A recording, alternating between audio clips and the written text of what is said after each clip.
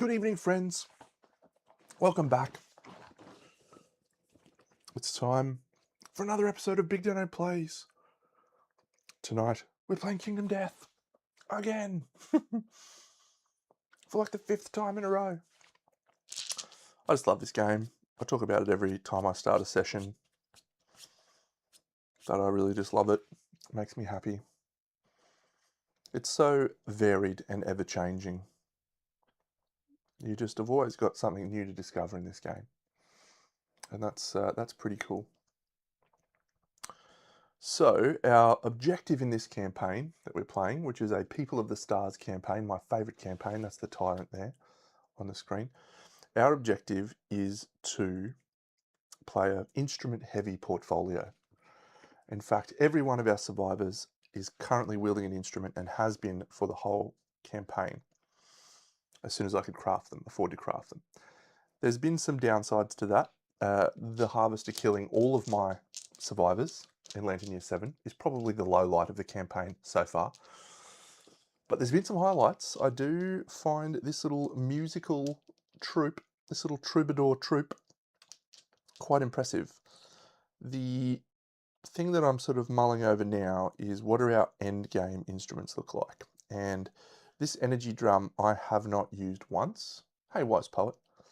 But this rawhide drum and this vespertine cello and this whisker harp I've used multiple times. So I basically am looking for at least one instrument to replace this, potentially more. The drum's good, it's good in a specific instance. The harp, it's okay. This is on arrival, all survivors gain a survival. This is on arrival, all survivors gain an insanity. This is at the start of the showdown, all other survivors with an instrument gain 1 luck token. So this one does nothing and it lets you get a act with another survivor. Okay. I have a few things to do. Hey, Phoenix 990. So I have 2 endeavors left over from last Lantern Year. As you can see, our population is 14. Death count 17. That really snuck up on us. We had 8 survivors die. We had 4 from Acanthus, Doctor, the necrotoxic mistletoe. We had 4 from another thing, and then we've just had a varied death. So I think we just need to pump those population numbers. They're rookie numbers. So I've got 2 endeavors, so we'll just go through it. I don't need to do any bed. I don't have anything to craft with. We've been quite light on resources. I'm not going to need to do Forbidden Dance. I don't need leather because I don't have any of that. I don't have a savior, so I can't do Lucid Dreams. I don't think we need anyone to get weapon proficiency, so we're just going to go for Augury and try and... Hello, Hasturner, and try and have a baby. So we fail, we gain an understanding. If we give up a resource, we won't, and we'll try again. We roll 4, so no babies today. Yet, we might get some after this hunt, assuming we do not die to the Harvester, which would be quite problematic. So we're going to depart. We're taking our only constellation out in the hunt. The correct thing to do in this campaign is to keep your constellations at home and keep them safe, because if you haven't played this campaign, I don't want to spoil it too much, but you need the constellations at the end of the mission, the end of this campaign. But this guy is going to give us weapon proficiencies quite quickly and easily every 2 hunts, and even if we get a Bone Eaters, it'll be in 1 hunt. We'll get weapon mastery in 1 hunt. So I think it's worth taking him out. He also gets us iron. So yeah, he's just gonna do his best for the next little while. G'day, Valenthorn. I'm excellent today. I was supposed to be playing board games with the boys today, but instead, one of them's sick, one of them's at stocktake, one of them's pathetic, so I play more Kingdom Death. It's all good. It happens sometimes. Creaming soda. Can't beat it. So we're going to depart. I'll quickly go through the survivors. So this is Björk. She can deploy anywhere on the board. Pretty cool. This is Björk's husband, Tenacious D. This is Buster Rhymes, our constellation. And this is Alice in Chains. They're all good. Yeah, adult life, exactly. They're all good. This is probably I would say close to my B team. Buster's definitely in the A team, but the rest of them are just okay. So yeah, so we'll depart. It's normally once a week for me. And sometimes we do twice a week. We sometimes do Saturday nights as well, which is great. I love playing with my friends. Toys. Toys. I love painting my toys and playing by myself as well. So I just am very fortunate. Okay, so this is a normal hunt event, and we have a random event. 26. I think that's man stealers. I think that's the one where someone gets their dingus chomped off. Oh no, it's a pit. Oh goodness me. The ground beneath the event revealer's feet gives way and they plummet into a pit below. The event revealer rolls 1d10. Well, we don't want to suffer a broken leg here. We roll a 7, that's good. You land at the bottom with a soft thud, suffer 1 event damage to a random hit location to the waist. It is great, yeah. It's fantastic. I read this article once, and when I say article, I mean TikTok video, that basically said men need to spend time with their mates 2 to 3 times a week for good mental health. It's like more than I'm sure most of us do. So I try to make a point. On Tuesdays I do board games with the boys. On Wednesdays I play touch football and ref a few games, and then sometimes on Saturdays as well. So I think it's important. I think it's important that we prioritise doing things that we love. We're on to the next one, which is this one. A trail of rinds. You notice a trail of tough, hollowed out rinds. The event revealer decides to follow or ignore the trail.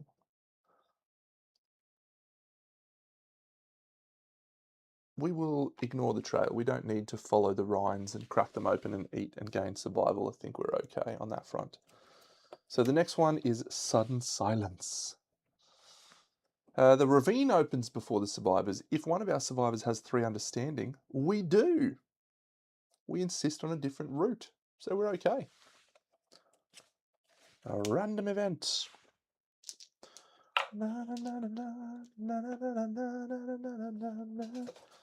62, she's got the look.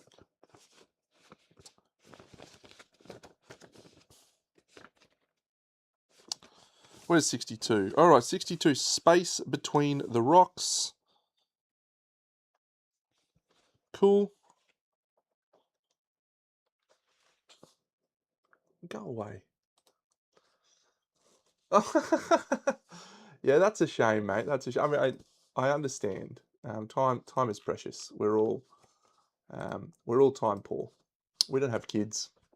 Mossy and I, we have dogs, and I made it very clear before we started dating what my life was like, and I've been very fortunate that she's been able to accept that. All right, we have innovated paint, so we all unfortunately lose 3 survival. That sucks. Overwhelming darkness. I haven't got that harp thing, so we have to do the rolls. So, oh, Björk. 8, 1 event damage to the arms. Buster. 1 event damage to the arms. Tenacious D. That's a 4, so everyone gains a survival, and he gets a negative evasion token, but we can discard that when we reach the hunt. And a 1 is spend all of your survival or lose a courage. We'll lose a courage. Gain a population, but they're a shit survivor, so we don't want that. Bone Eaters! Oh, it's the lonely tree. This is what caused me to roll a 10 last time. Do I want to grab out the tree?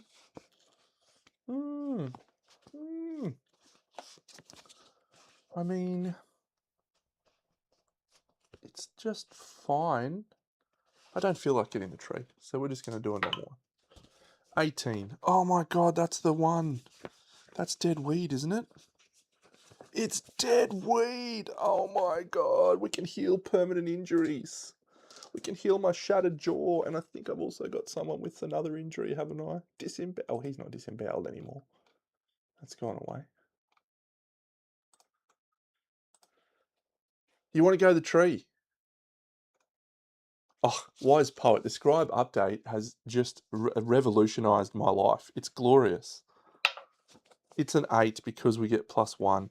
You pull the weed free, it has enormous regenerative power. We remove 1 permanent severe injury. So we can clear this shattered jaw, which is glorious, but I don't think we're taking the other chick who's got deaf. No. No. Yeah, we should have taken the tree. I regret it. I regret not taking the tree. But I just didn't feel like getting up and getting it out of the display cabinet, you know? Random events. Oh, 14.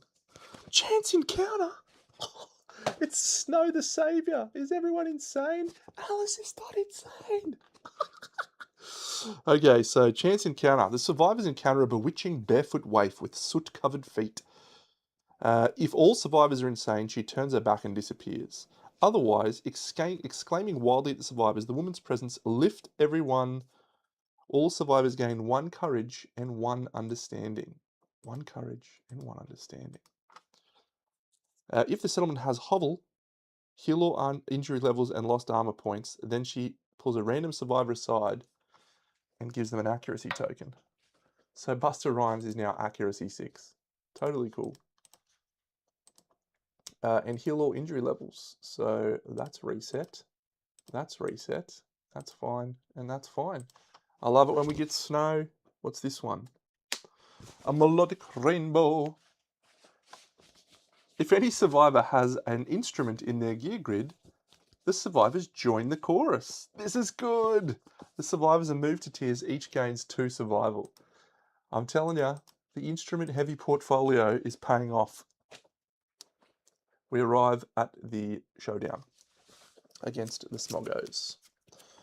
So, level 3 Smogs are a vastly different prospect to the other friends. We really probably do need dried acanthus. I have not crafted a sickle. I've been very, very foolish on that front. We have a random terrain card.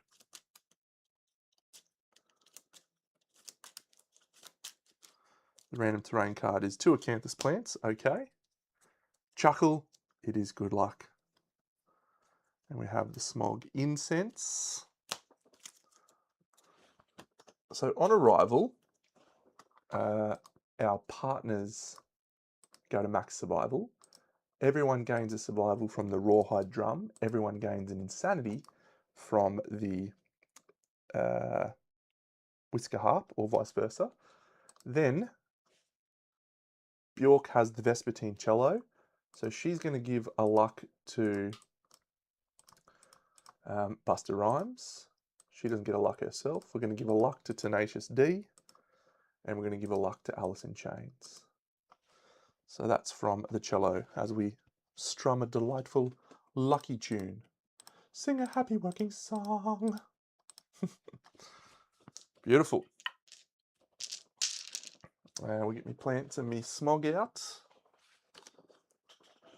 Good day to you, Destruction. Hello. Welcome back for another evening of Kingdom Death. So let's run through each of the survivors, and this is for me more than anything else, just to make sure I've got everything right. So nothing special there. We don't have any ballads. Yep, they're fine. At the end of your arc, you may move up to 3 spaces away from the monster. We should try to remember that. And hit song. Encourage all survivors. That's fine. Okay, so she has Frozen Star. Hey, Carlo?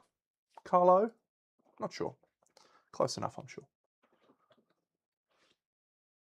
It's a vastly interesting game, mate, that has many and varied things that can happen in it. Many and many varied things that can happen.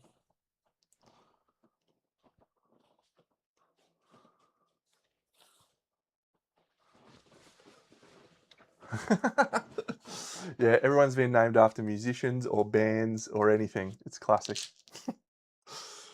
It's been fun so far. So the level 3s are a lot different.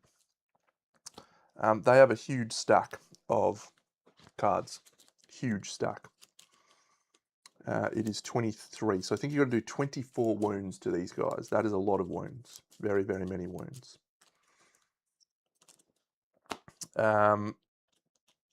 And there is a hidden loss condition, which the first time you play this, you will not know about. So basically, you will have this singing whale card sitting here, and it says, have I set this up? Not quite. Not quite. That's pretty close, Tenno. Geez, you've done all right sometimes, mate. You're not a bad bloke at times. So here's all the cards that they have. So vibration damage is the same. Overtone singing is the level 2. Performing artist is fine. But this one, it says, when all survivors in the showdown board are singing, their chorus reaches something deep in the darkness. And we do a story event, a song for the darkness. Let me give you the hot tip. It's not a good thing. Hey, Gian. So we don't want all of our survivors to be singing. So we need to avoid that at all costs. That's hard to do. Because generally, you want to try and spread out your stuff in this showdown, because guilt tokens is what kills you. These guys don't really kill you. It's the guilt tokens that get you. Okay. So I think we're good.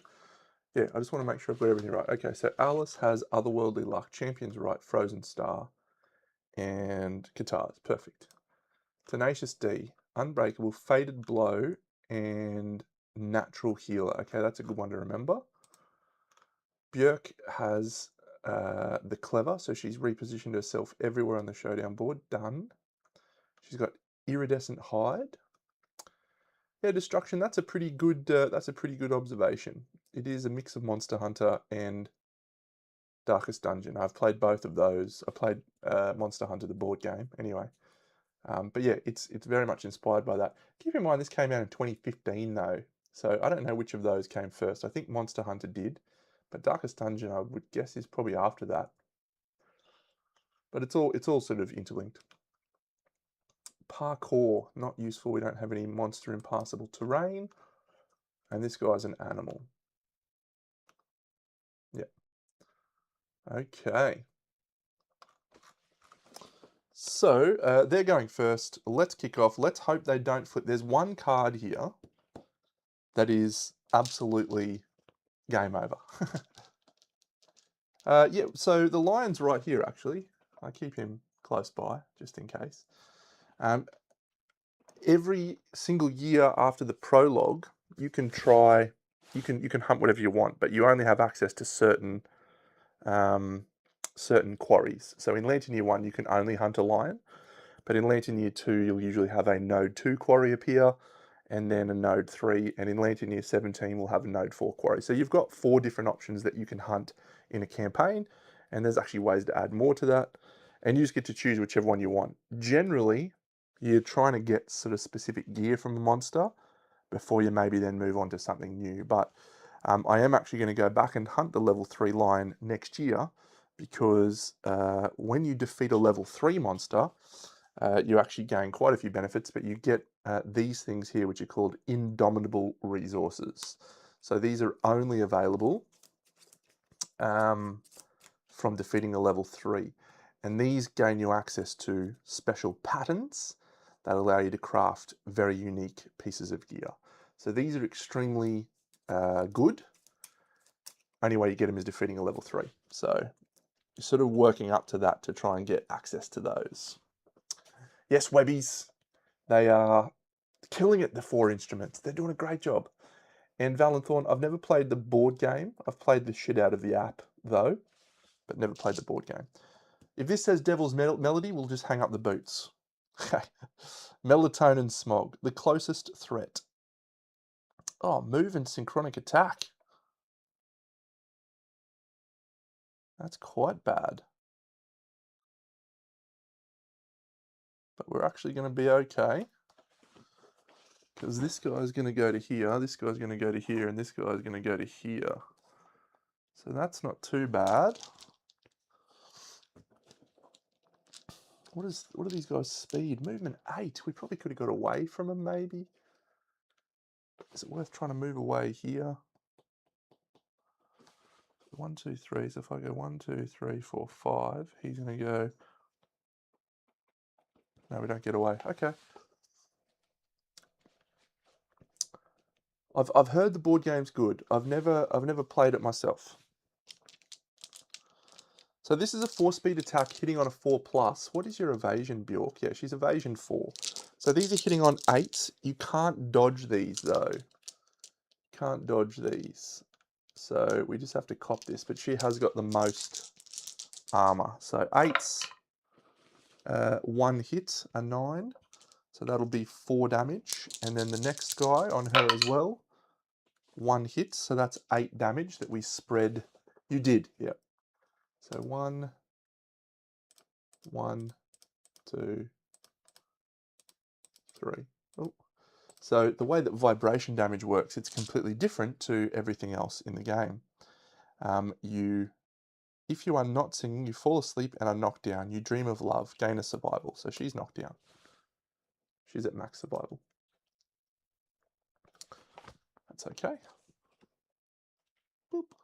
She will get stood up by someone cool. And the other one is Alice in Chains. Alice in Chain is only evasion 2. Come on, Alice. So these are hitting on 6s.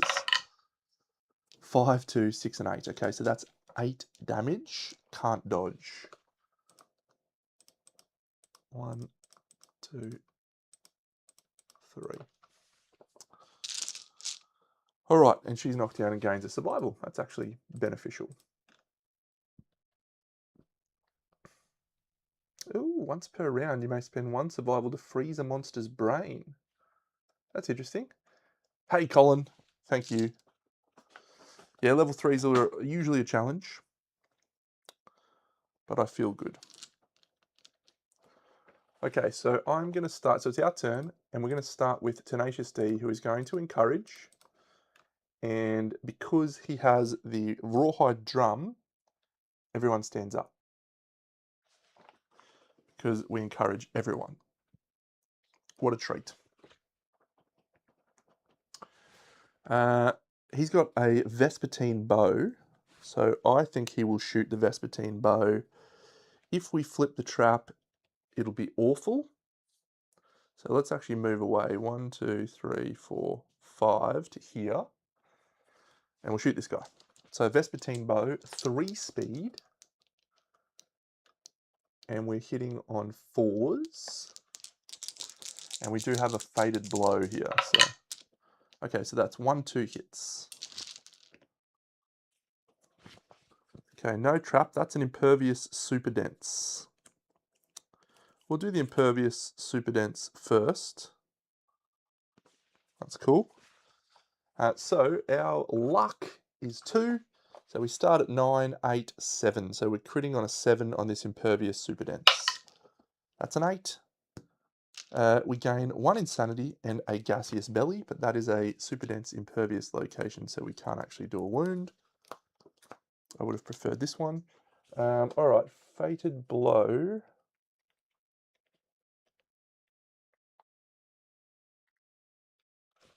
Yeah, we'll use fated blow. Okay, so that's a 6 plus 2, 8. It's not a critical, but it is a wound. 2, 4.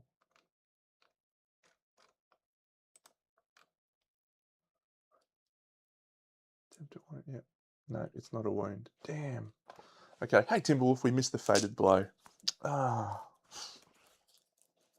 The Vespertine bow is not great on him. So no wound.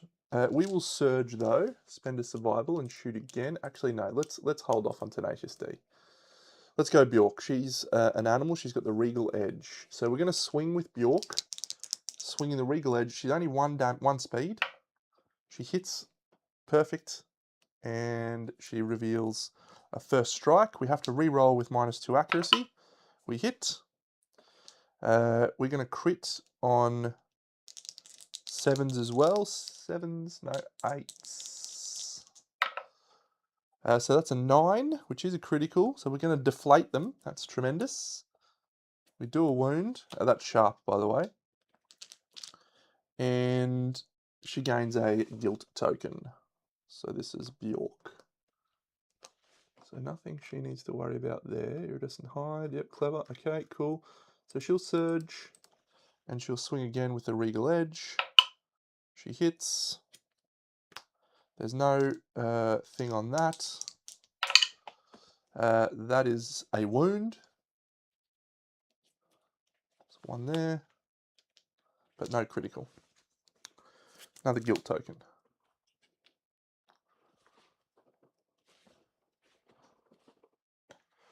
Okay. So she's fine. All right, so let's do this big boy. 1, 2, 3, 40 here. Okay, so he's our big swinger. Oh, actually, we want to get in the blind spot. Yeah, so we'll actually do 3, 4. So he's got Cycloid Scale Hood. So when he's attacking from the blind spot, this attack gains devastating 1 from the first successful wound attempt. And she has surged. So Buster, big roll here. He's accuracy 6. Can he hit on a 2+? He's got 4 speed with the Dentical Axe. He's our big boy. He's our big swing. Okay, 3 hits. Ooh. First strike. Ooh. Okay, so the first strike is we have to re-roll with -2 accuracy. We hit on a 2+. 3 hits. Perfect. So we have to do that. And now I have a zoom set up here. I'll put my zoom on because it's always, I know it's not perfectly clear because it's very, very hard to get it perfectly clear. I can promise you. I've tried. Hey, Shadow Price. But maybe you can see a little bit. We can make a decision here. Okay, so this one. So Buster is not critting. This is not a deadly weapon. But he's got 3 luck. So 10, 9, 8, 7. So he crits on a 7. The weapon's sharp. And the Dentical Axe gets +2 strength and first successful wound attempt gets devastating. So this guy is wounding on a basically 2+, 2+ to wound. So unfortunately criticals. So that's 2 wounds, 1, 2.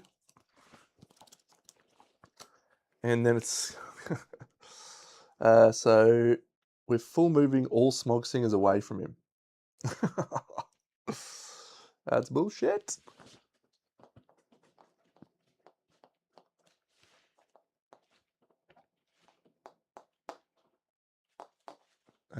One, two, three. Don't love that. A Steamforged in financial trouble. I wasn't aware of that. I did do 2 wounds there, yeah, good. Okay, so 2 guilt tokens on him. He's not in a position to surge. We waste those 2 hit locations, which sucks. Let's go on with the Lion Beast Guitars. She's quite high luck. 1, 2, 3, 4, 5. She's in the blind spot.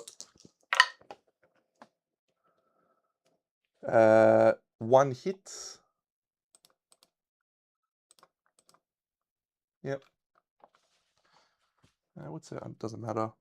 Okay, there's a wound reaction here. So we're critting on 6 to wound and 7s to crit. That's a 1. I think she'll surge.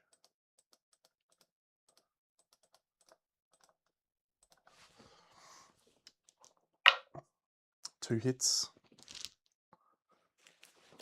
That makes me sad. I like Steamforged. So wound.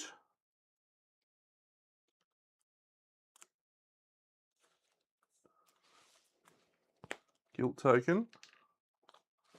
Pursue. Fail. And then wound this one. Fail.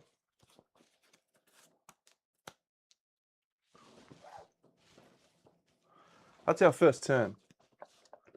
Everyone's running away from the big boy in the middle. I would run away from him too. Okay, Don't Be Devil's Melody. Reverberating Connection. The guiltiest threat. there is no guiltiest threat because no one is guilty. We've got 2, 2, and 1. So we do Song of Smog. The monster moves 3 spaces away and assumes a peaceful pose. If you wound a knockdown Smog Singer this round, gain an additional guilt token.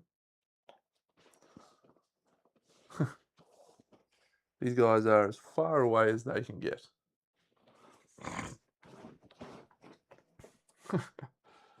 One's all the way up here. One's all the way down here. That one's there. All right, that's good. No downside to that. All right, so the Vespertine Bow guy is just going to be our harvester of things. We need someone not singing. So we will archive that Acanthus. We roll 6. That is gain something tasty and consume it. So Tenacious D gains a survival. They are our benevolent friends. I'm going to absolutely obliterate this. This guy's going to get so many guilt tokens this turn. 1, 2, 3, 4, 5. 1, 2, 3. He's in the blind spot. This is going to be a absolute shellacking. Hit, hit, hit, hit. 4 hits. First one of these gains devastating. 1. Ooh. And he's knocked down, so none of this matters. Don't be the trap. Okay, so none of these reactions count. 8 to crit, no, 7 to crit for Buster. First one gets devastating.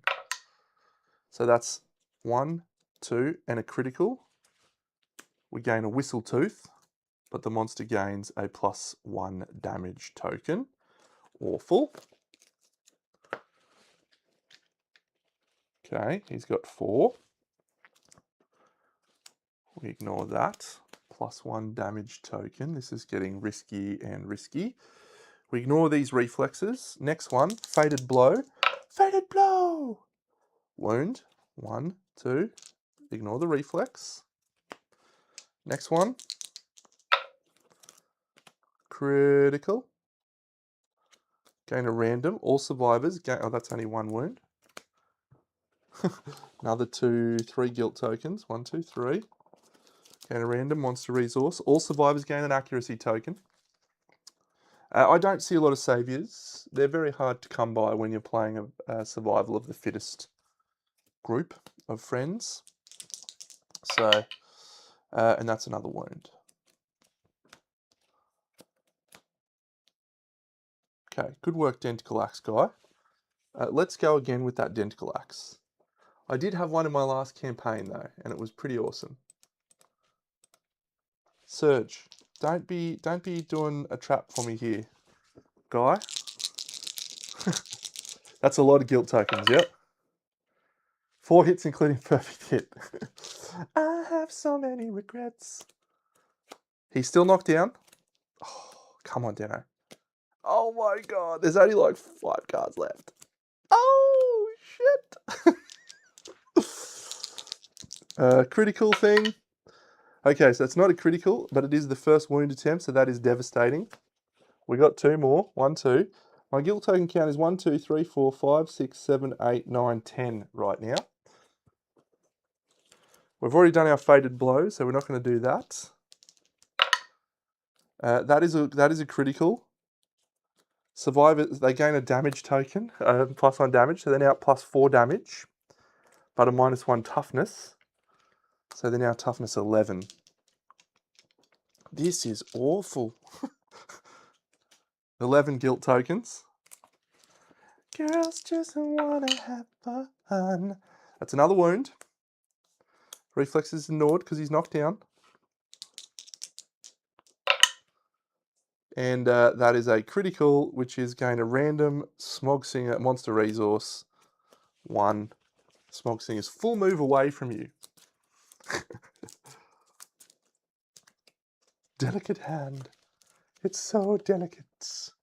We'll use this angle. Okay, so this guy's going to go 1, 2, 3, 4, 5, 6, 7, 8. He's in the corner. Everyone is in the corners. I think he's at, what, 13 now?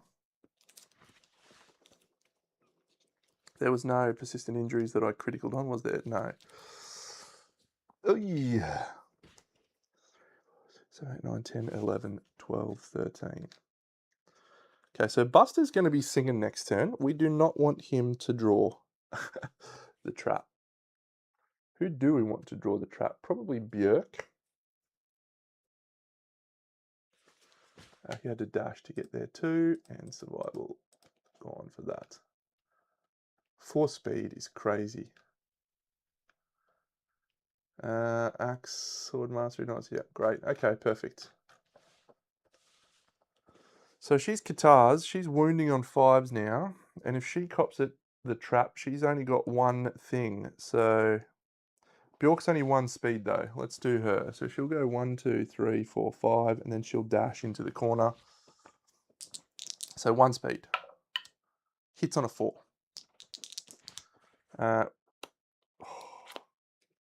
If you have 7+ guilt tokens, gain 2 luck to wound this location. Oh, that's not a wound. Bjork is only strength 1 and the regal edge is 3 and she's rolled a 7. That's pathetic. That's pathetic from you, Bjork. She'll swing again. That's a hit. Oh my god. That's a wound and it's a critical. Full move all Smoxing is away from you. Can't get any further. So she's now got 3 guilt tokens, which means she is guilty. And another random smog. There's literally 2 or 3 cards in the deck. Fluted bone. We'll swing with the guitar. That's 2 hits. There's 2 cards in the deck. Oh look, Song of Murder. The attacker gains a guilt token. Perfect. And all survivors are doomed. The attack smog singer begins to sing a harsh tune. The attacker and all survivors in the Song of Murder zone, it's just her. She's got 2 guilt tokens. So she is going to do an emotional breakdown. Emotional damage. She is not singing. So she's got 2 guilt tokens. She's going to roll a dice. She rolls... Oh, Lantern 10. Oh no, I don't have to roll a dice. Yeah, the monster. Yeah, full move away from the monster and suffer 3 brain damage. I think Alice has no insanity, so she's going to have a brain trauma. Okay. I did have to roll. I knew I had to roll.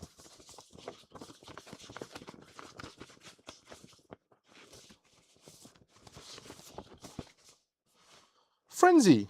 Gain 1d5 insanity. She gains 1.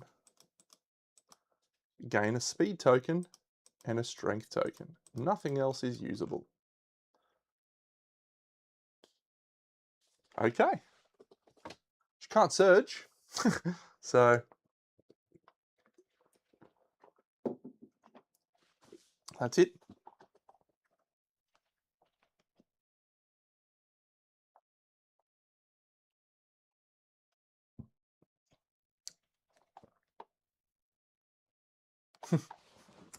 You do not want to be attacking when you have this many guilt tokens. Unless you are a very good friend. It's the monster's turn. We have pillaged them and they have still got like a full level 1 deck. It's crazy how hard the level 3s are. What do we got? Sad overtone. Wah, wah, wah, wah, wah. When a survivor suffers a severe injury, place a token on this card. When a survivor places a 3rd token here, discard all tokens on this card. That is an overtone, which is a mood. So we can discard, hey, Josh, we can discard moods with the Whisker Harp. But as long as it's there, it's not in the deck. So we're okay with that. So, acoustical greeting, adjacent threat. Okay, so that's fine. So this guy comes to here. Both of these guys go to Björk. Again, I'm just realizing you can't see that, but it's all happening up there. So these are now plus 4 damage on this roll. So these are 5 damage apiece on this attack. Hang on, we've got deflated. Yes! That's so good. You guys are so shit. So deflated means that the monster is crumpled and knocked down. That is awesome. Get out of here, guys. Your AI card is done. Okay, let's do Björk. She's only got 3 tokens, so she can probably afford it. She hits. She gets a first strike. She re-rolls. She still hits. She does a wound. It's not sharp. Sorry, it's not critical because she's only got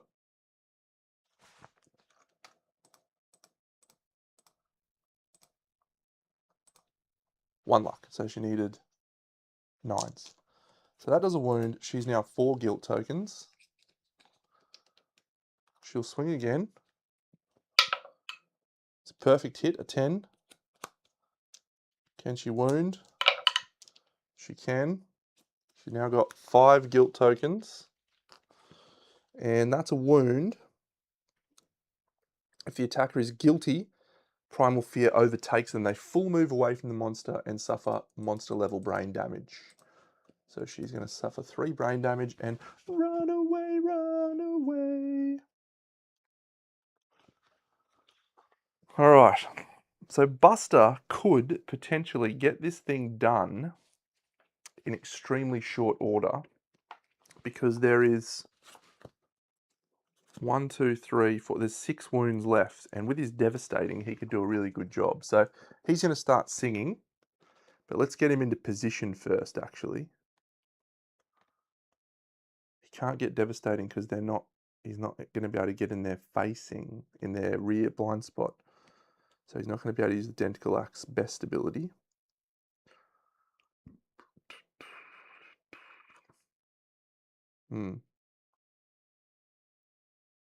It's probably still our best play, I think. Yep. So 3, 4, 5, and then dash. He'll start singing. La, la, la, la, la, la, la, la, la, la, la, la, la, la. Dash, surge. 2 survival to do that. And he'll swing, hitting on a 2+ with the Dentical Axe. Hit, hit, hit, hit. 4 hits. 1, 2, 3, 4. We'll do this reaction first because it has no downsides. We wound. That's 1 wound. Come on, Deno. He gains 1 guilt token back. Yeah. Okay. We'll do this reflex. So that's a critical. The monster, it suffers knockback 4 and is knocked down. All other survivors gain a guilt token. You may pursue. So we've got 1 wound there, 1 guilt token, 1 guilt token, 1 guilt token. We will pursue, which means we draw a new one. We'll do this failure reaction.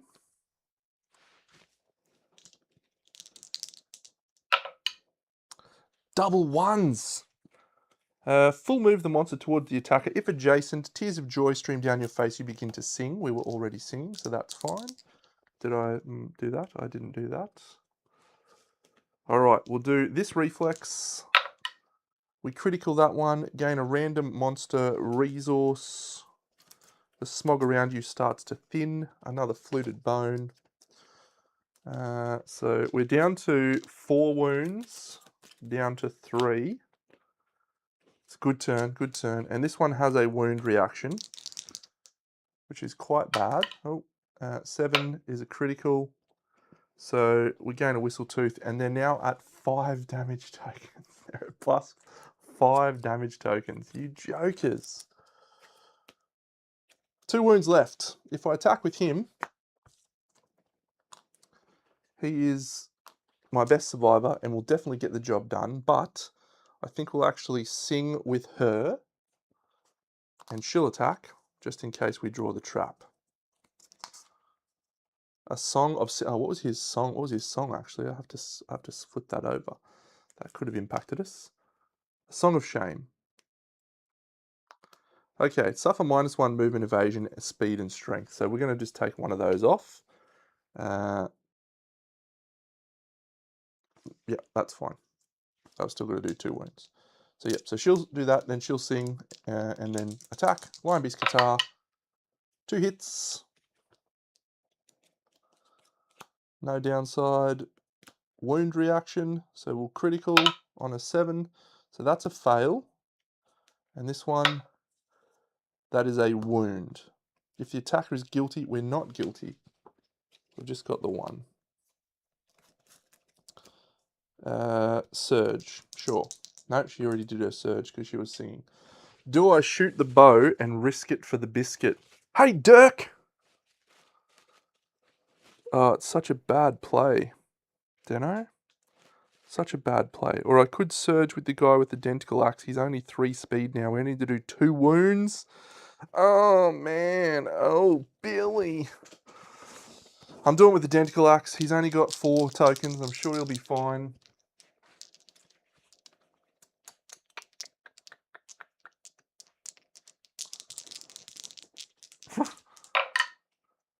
Three hits. Oh, if this is a trap, I'm going to be an unhappy camper. 1, 2. Oh, it's first strike. Suffer monster level vibration damage. Not even a concern. So we need to do 2 wounds out of this. Critting on 7s. That's good enough for a wound. All right. I think we're home. I think we are home and hosed. That's a 1. That's a failure. We may pursue. We will not pursue because I don't want to draw another card. That one's a critical. Gain a random monster resource. Game over, man. Game over, man. If I pursued, would it have been the trap? It would have! What a great decision from Deno. Oh, that's so good.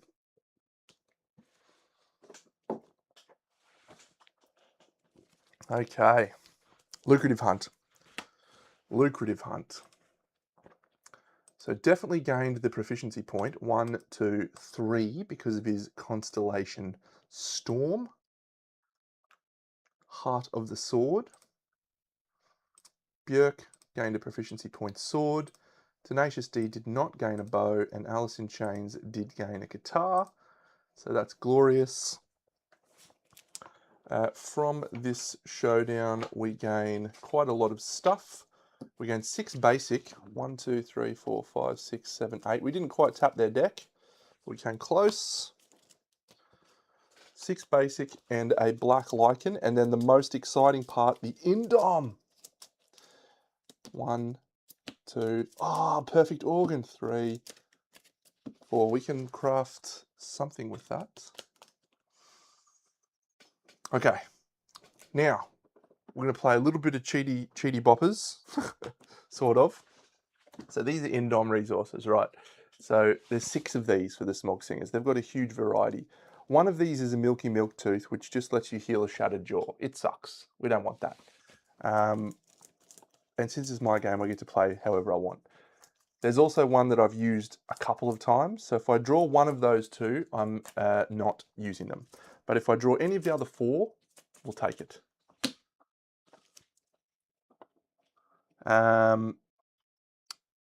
Yeah, that's one of the ones I've used.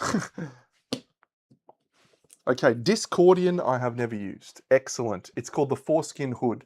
Totally cool and normal. Love Kingdom Death. We gain a black lichen too. We gain a black lichen and a iron. Now I highly recommend that if you are playing this game and you have paid thousands of dollars for your toys, and you play it fully by the rules, you're a wonderful person and you're far braver than I. I generally do try to play by the rules the first time I play a playthrough, but then I just try and do it so that I get to experience all the stuff that I've paid thousands of dollars for. You know what I mean?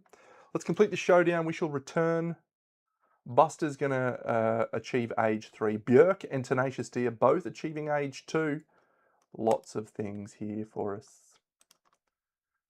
Oh, Principal Conviction. All right. So 1 to 5 is this pile. So this is the pile. And let's just roll a dice. So we're going to count down to the second one. It is Shapes in the Dark.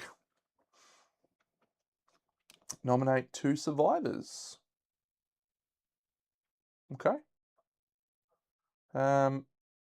We just don't want to roll a 1 or a 2 because both of these guys die. However, if we send 2 survivors with otherworldly luck, we can't do that. So we'll send Jason Derulo and Joan Jett out to this, and we will roll a 4. We gain a hissing cockroach vermin resource. I think so, Timberwolf. And I would say that as someone who has played quite a lot of the game, that I am in a position to do that. But I think that anyone should feel comfortable to do that. Play with your toys.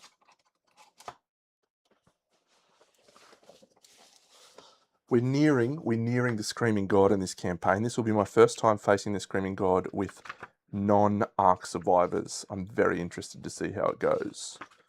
Very interested indeed. All right, we have achieved a momentous milestone in our settlement's life. We've achieved Lantern Year 12, which is Principal Conviction. We must decide a reason to be.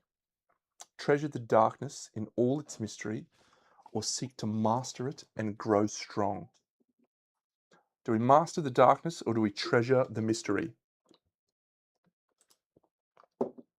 It's poll time. Conviction. Romantic or barbaric? There is a correct choice here, but I'll let you decide if you would like to play the correct choice or if you would like to play the fun choice. I'm going to enter in my resources while you decide in that poll.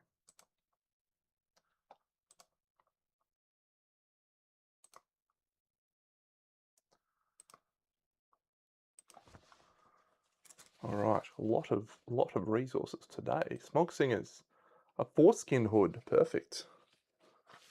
Worry about those 4 in a second. Pink Flesh, vocal cords. Pink Flesh, delicate hand. Fluted severed head, tail fat. Pink Flesh, singing tongue, whistle tooth. Fluted bone, whistle tooth. Delicate hand and a gaseous belly. All right. So I see you've chosen the fun option for me. Always good. Monster bone, question marks, monster hide, and a perfect organ. Oh, not a perfect bone. So I'm actually going to ditch this and just an organ. I'll just do it from here. It's fine. To do and innovate, we have 5 endeavors with which to do that.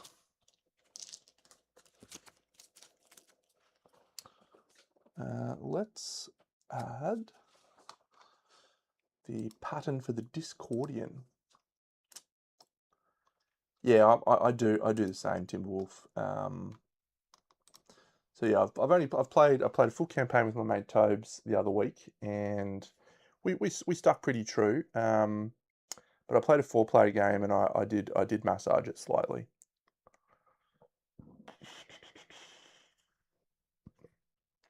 There was one of the rules tweaks I did make. One of the guys was really excited about bone earrings, and he just missed the fact that if all your gear in the gear grid was bone part of it, so he was just rolling bonus speed, bonus strength on every weapon, which was fine. I was just like, he was having fun and he was drawing the trap a lot, and we were laughing about it. So yeah, look, I think the rules are just guidelines.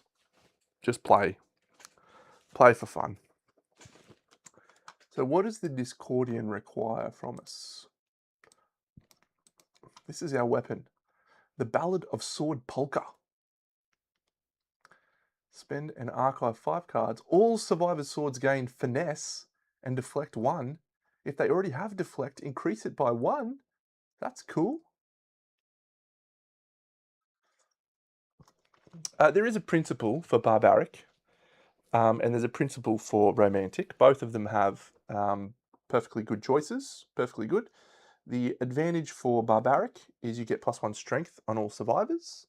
The advantage for romantic is when you draw a fighting art, a random one, you get to draw 3 and choose the one you want. So this one's better for sort of tuning fighting arts and making really strong survivors. +1 strength doesn't sound like a big bonus. It's not a big bonus, but it does actually help in this campaign to tip over to 3 strength for a lot of survivors. So it's actually, yeah, not too bad, barbaric in this particular campaign. So we're at 50-50. All right, fun. I'm going to craft the Discordian, definitely. What does it require? Come on, someone else has got a vote there. I agree. As long as you're having fun, that is excellent. I have added in an extra quarry in this one.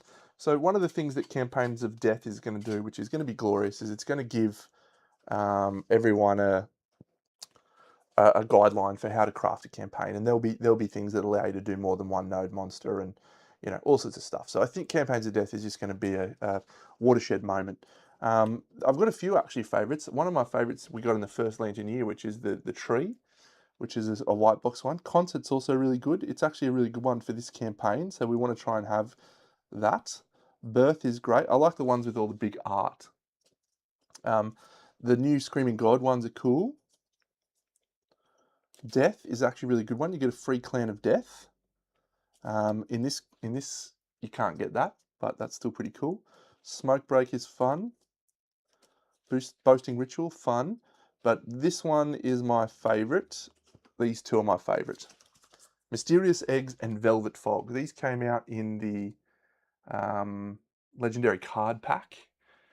This one's just cool. Gets you Lovejoy's, remove a disorder, and you're drinking deep of the bug juice. That's the name of the endeavor. What a glorious thing. And then this one is actually cool. It punishes you for taking bed. Normally bed's a pretty good innovation to take. So if you get this one early, you get heaps of vermin resources.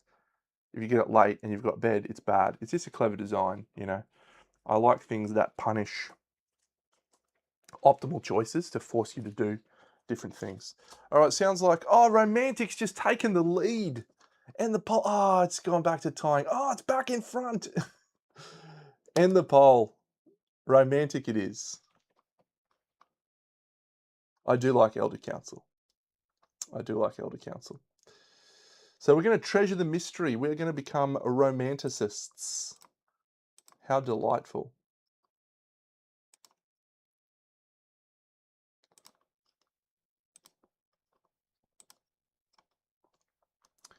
So we add Bone Witch to the next year on the timeline. It's going to be a big year. It's a settlement event, story event. And then we roll a dice. We don't want to roll a 1 to 5 here, but Departing Survivors gain a permanent luck. That's actually awesome. I forgot this happens. We roll 6 anyway. So nominated survivor, they gain 4 understanding and the legend caller. So is there anyone, let's have a look at Tenacious D here. Is he going to gain a benefit from 9 understanding? Destined and pristine for a gambler. Otherwise, he's unlikely to gain any benefits, but he does become, see the truth, he could become ageless. Anyone else? Bjork, the artist formerly known as, are you any good? 9 understanding helps you not at all. Helps you not even a little bit. Drifter, no. Brittany. Kingdom Death crossover. Okay, Brittany could actually be a goer. Sure, we'll just give it to Brittany.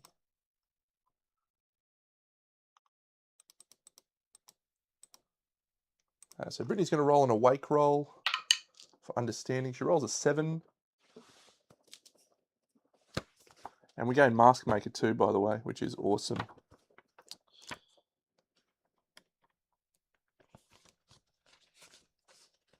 I don't know.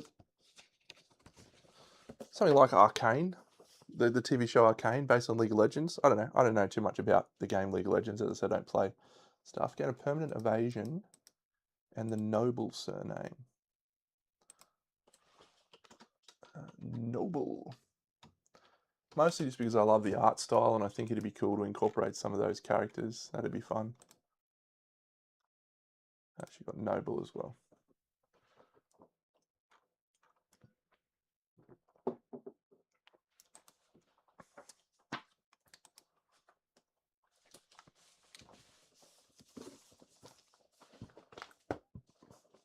So let's do our Innovate.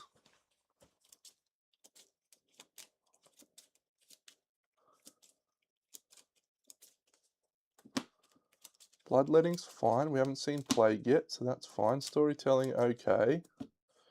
Shrine's come up a couple of times. Bloodline. We shall take Bloodline. Thank you very much. Nyx from Madara would be good. Have you played through Madara, Timberwolf? Have you completed it? I played through about half of the first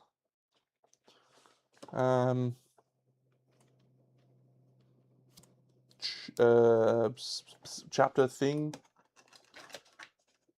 and this will sound like a bizarro. Sound like a bizarro complaint, right? But this was my complaint with the game. Everything was too well balanced.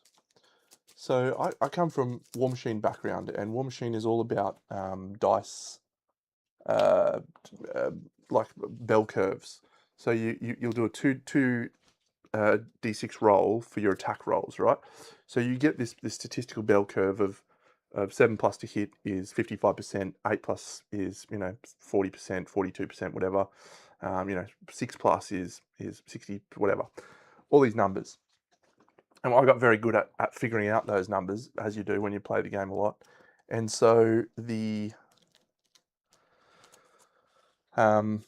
math side of it became very straightforward, but you would find yourself in different situations with different dice rolls. What I found in Madara is every time we moved up a level or moved up into different monsters and gained different weapons with different dice, all of the dice rolls would switch to be just the same bell curve.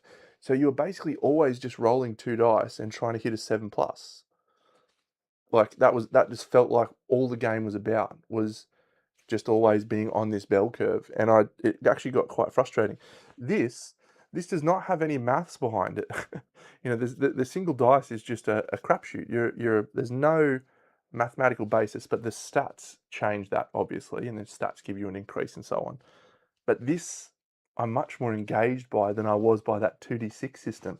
It's a bizarre thing because when you play War Machine, you love that because it becomes much more predictable and mathematical. Here, it's literally just throwing dice. But that was my issue with Madara. The story was fine. It was a little bit too JRPG for me, but it was okay. Had a good time. Within the sounds of silence. All right, we have 5 endeavors. I think we need to get babies because now that we have Bloodline. Oh no, we want to wait for babies actually because we can. When we get the next one, which is Empire, newborns are born with pristine, I think. Empire, yeah, newborn survivors are born with a permanent strength and the pristine ability, and we actually definitely want that. Okay, so maybe no babies, actually. I mean, we can still have babies, there's nothing wrong with that.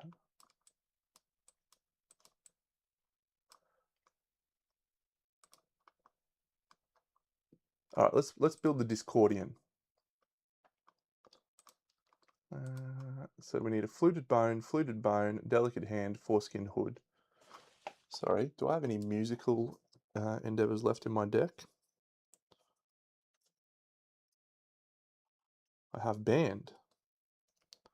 Okay. So we'll try for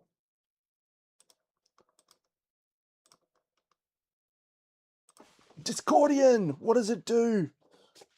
It's replacing that stupid weapon, I know that much, with the energy drum. This is exciting. I have never used this weapon. It is an instrument, and so it never even got a look in for me before, but now that we're playing all musical instruments, here it is. I was hoping to get the sax, because it's an axe right now. Wow, it is awesome. The drum of hope is crazy.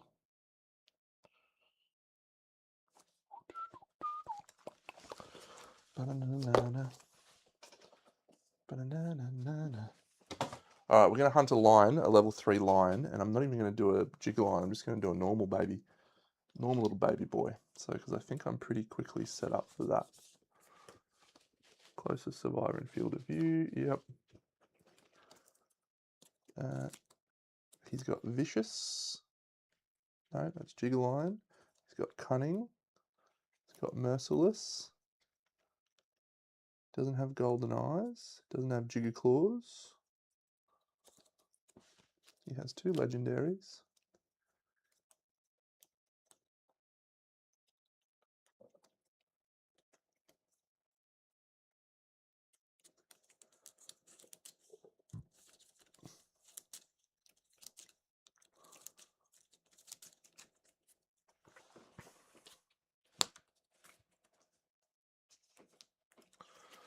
All right. He's got 2 accuracy and 2 luck as well. 1 luck. 2 luck would be bullshit.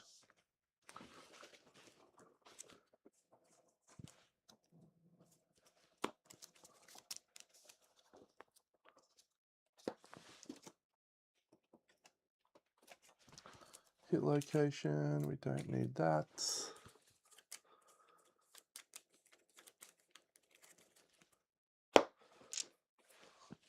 White lines over there. Okay, cool. So let's turn this off. So where are we going to put my Discordian?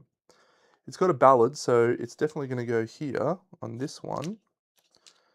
What can I do with this grid now?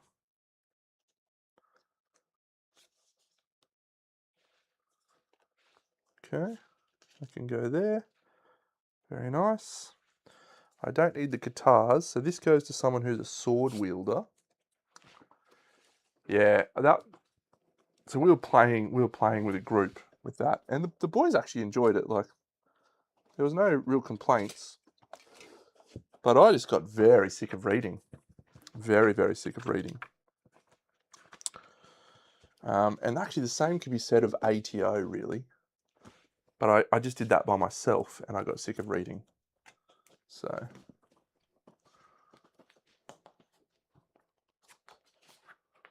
slightly different.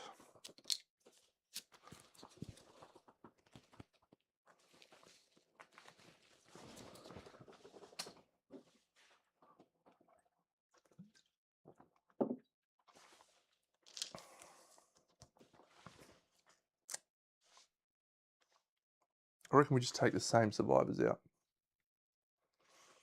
No. We switch the yellow chick with someone who can wield a sword. So let's go with... Oh, Brittany only needs 1 level for Qatar Mastery. So we'll send him... Oh, I've got to do my age rolls. Okay, we need to do age rolls. Let's go... Yeah, oh, we put Bjork in that, do we?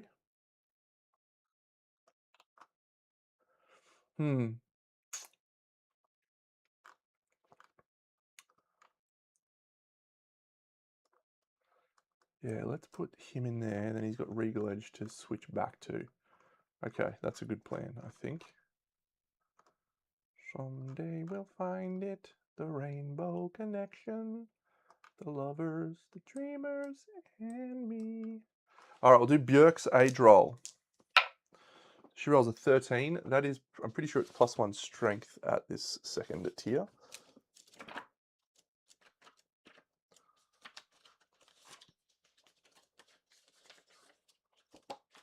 It is. Gain a permanent strength, Björk.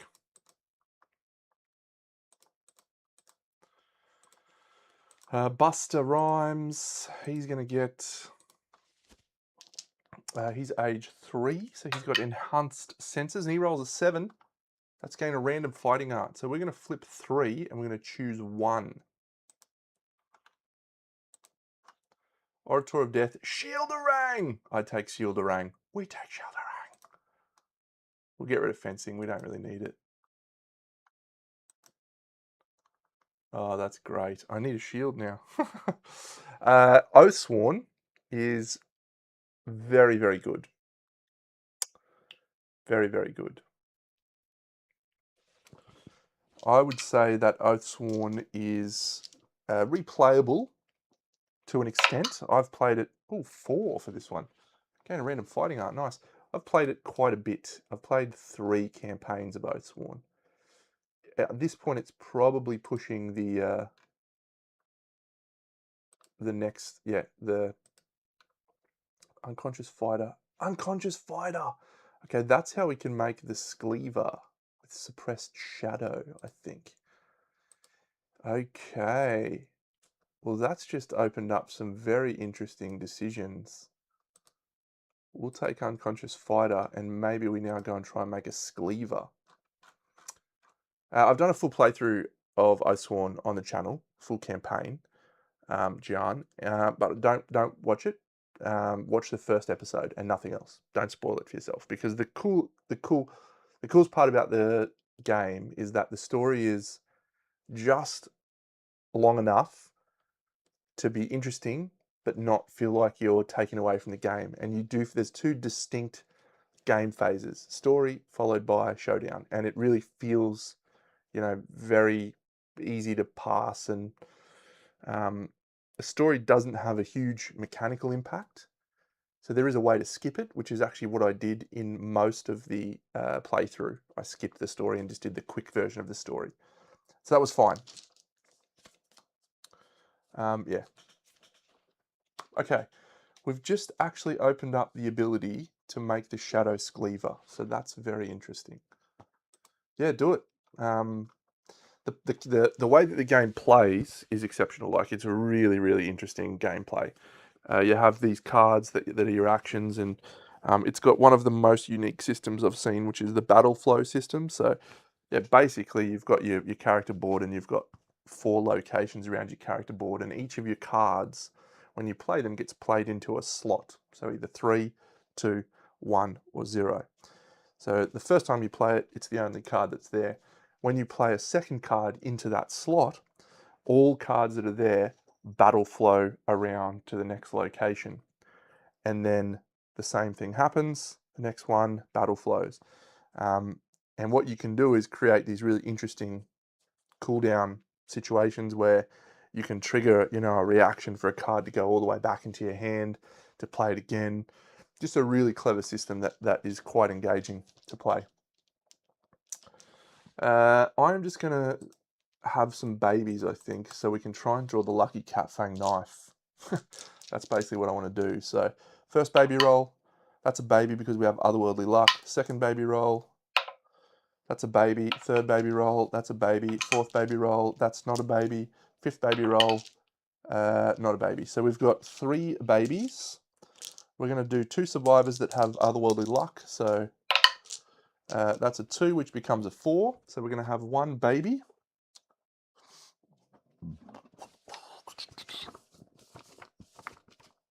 Yeah, and that's a really cool part of the system. But when you take that system to its next logical extreme, what you do with that system is really cool. So you actually play gear cards onto that as well. So your gear cards, you can only use them a couple of times, but you battle flow the cards around. It's a robust system that allows you to do very different fights. You have mobs You know, you can have multi-site monsters in the same way that Kingdom Death is expanded to the Smog Singers and the Red Witches, but it's mostly still just single figures. Oathsworn does a lot better job of having really different and dynamic fights. The story is pretty good. Like, it's well written. The app narration is incredible. So, done by James Cosmo. Okay, we have a newborn with permanent strength. Suppressed Shadow is a secret fighting art that you get from the Sunstalker, but to gain it, you need to have 6 bleeding tokens, or 5 bleeding tokens maybe, and not die. There's only, like, to my knowledge, 3 ways in the game to do that. One is to have Croc Armor, one is to have Unconscious Fighter, which we just gained, and one, I think there's actually a way, like if you have something that says, if you would die, instead of dying, roll 6+, you inexplicably survive. You can do that when you get your 5th bleeding token. So it's really hard to get Suppressed Shadow. If we get it, we can make a Shadow Cleaver, which would be cool, because I've never done that. Okay, so that's our first. Oh, we need to make our Survivor. Okay, so I think we had Meatloaf was a great suggestion from last time. Meatloaf. And the parents for Meatloaf are, I've got 2 people with, yeah, Joan Jett and Jason Derulo both have partnership. Not partnership, otherworldly luck. So you can inherit Fist and Tooth, and you can get inheritance Iridescent Hide. Very good. Claudio Slave. In your house, I long to be. We'll do the awake roll. We roll a 2. Understanding is gain 2 endeavors only you can spend. All right, we'll just make them a partner, I think. Age roll. Gain a random fighting art, so we'll flip 3. And we will take Combo Master. It's okay. On your Meatloaf, he would do anything for love. But he won't do that, I would do. That's 2 10s on my baby roll. Ziggy Stardust is a great idea too. So 2 10s is, yeah, if the settlement has invaded Hovel, we do. Okay, seems fine. Well, this is Ziggy Stardust. He's a favoured child.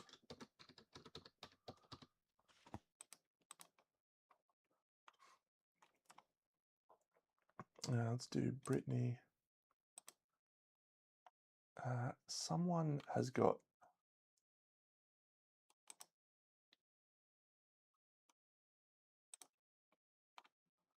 Yeah, no, I don't want to use them. I'm going to use my other 2. Jason Derulo, Joan Jett. Yeah, we get Iridescent Hide there. That's great. So this person gets to take another Dragon's Inheritance, which will be half of a parent's understanding or half of a parent's courage. So what is Joan Jett's? Yeah, so we'll take Joan Jett's courage, which will get us 4 courage, 3 courage on Ziggy. Oh, I've got to do character card too. Fuck. This always takes such a long time. 1, 2, 3, courage. All right, awake roll, courage, 4. Permanent strength, random fighting art, and reincarnated.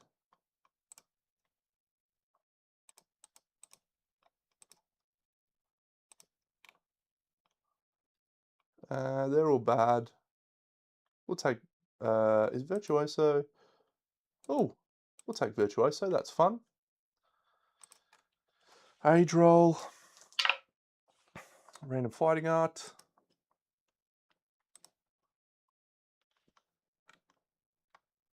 We'll take Unbreakable. We're also going to gain the reincarnated surname, which we'll actually do this way.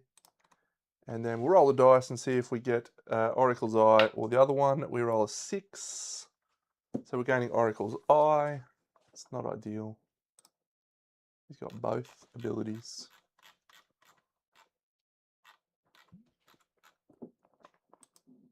Okay. Character cards, where are they? Cool. Over here. So Ziggy's character card is off key. Okay, that's terrible.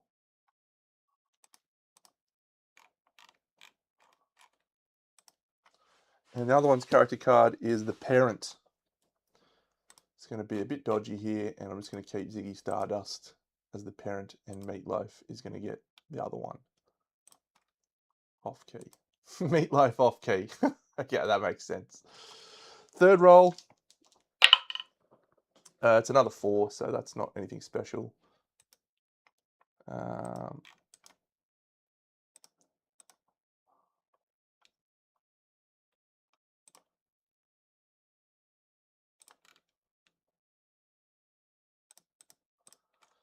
What's this one? What's this one going to be called? We need another female name. We've done Madonna.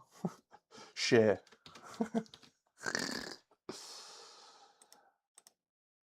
Oh, did I do old mate's understanding roll? I didn't do his understanding roll, did I? Okay, his understanding roll is a 2. That's more endeavors. Fine. Okay, so her character card is the Soloist. Very appropriate for Cher.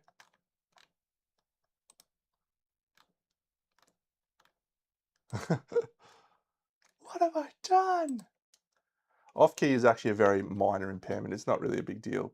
So it's actually one that I'm going to put in my game from now on, because it basically says when you depart, if you do not have an instrument in your gear grid, gain a -1 luck token.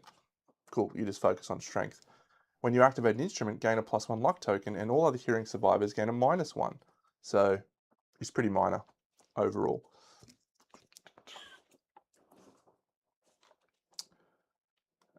All right, so Cher has to do her age roll. She gets a random fighting art. We'll take Virtuoso with her. And then she has to do her awake roll. She gets a 3, which is shithouse, isn't it? Yep. All right, but I'll draw 3 seed patterns for them. We just needed to pump up the population. That's the main thing. See if we can get Lucky Cat Fang Knife out of this, eh? 1, 2. Ooh, Soldier's Lantern Cuirass. 3. Elder Zagus. We do not have Protect the Young, so that is rubbish. That's good, but we have not been making a lot of iron. Elton John. We've actually got an Elton, haven't we? I'm pretty sure Elton John died. Let me check our dead survivors. Chris Brown, Salieri, Mozart, Miles Davis, Electric Boogaloo, Missy Elliott, Rihanna, Bob Marley. Maybe Elton John hasn't died. Yeah, there he is. He's still down the bottom there. Hey, Zwex. Armour Smith's Tongs, 3 broken lanterns, an organ, leather making, heat, and a perfect organ. That would be good. I would like to craft that too. We're just going to do a regular one, man. I think we'll just do a regular. Cool.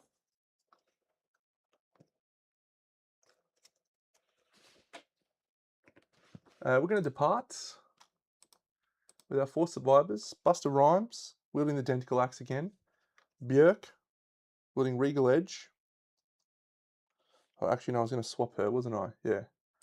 So Björk, we're going to switch over to this Discordian thing, I think. She needs... Oh, yeah, that's okay. We can do that. Let's put that there.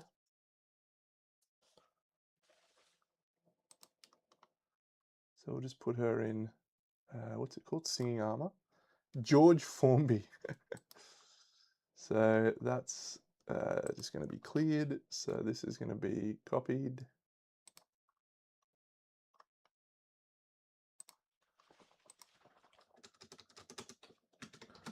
Bjork, Singing Armour. Clear that. She's going to get 1 accuracy. She's going to get 1 luck. And yep. That's fine. Cool. So Busta Rhymes is that. Tenacious D is the bow. So this one belongs to Joan Jett.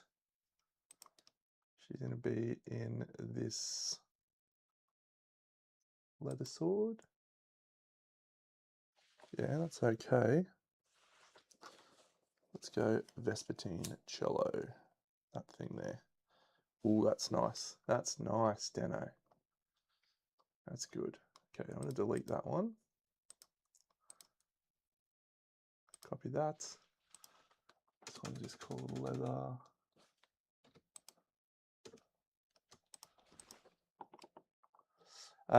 So the cool guy who does the expansions hasn't yet updated for the new stuff from Gen Con, which includes this anointed headband. So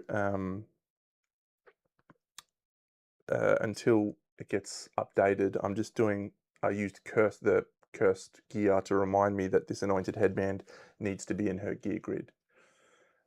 All it does is it gives you +1 accuracy, +1 luck, and the killing blow, we turn it into the sacrificial headband. So.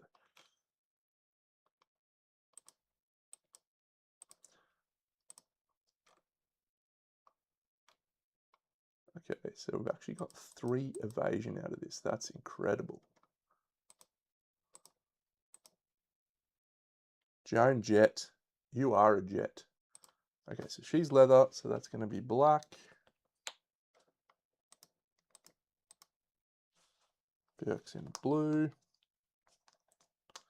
Perfect. We're good to go. Let's depart. Let's get this show on the road. I don't think I haven't made that joke before, but that's actually very good. So she's now got a Discordian. He's still got Vespertine bow. I don't think we're going to get any more this year, unfortunately. If we did, I'd be so happy, but I just don't think that's going to happen.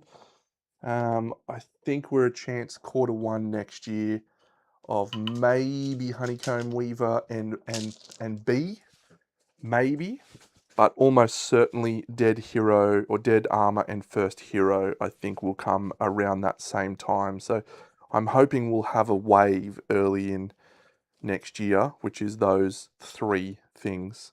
And if we're really lucky, Legendary card pack as well. That's what I'm hoping. It would be great if we snuck one into Q4, but I think we would know if that was coming by now. You know, it's just going to be tough to get that, I think, by this time. Tim Wolf, you aligned, or do you think we're going to get one? Please make my day and tell me that we're going to get one, because I'll be absolutely chuffed.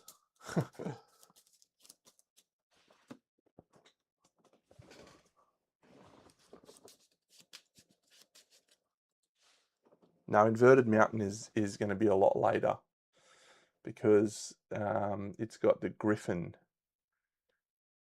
So, and I can't see Inverted Mountain getting bumped ahead of Campaigns of Death. So it's still probably 2 years away, would be my guess, because it's going to be quite late in the piece. The whole Inverted Mountain is my guess. We all sort of thought that Gambler's Chest was the stopping point, and that things would start to speed up.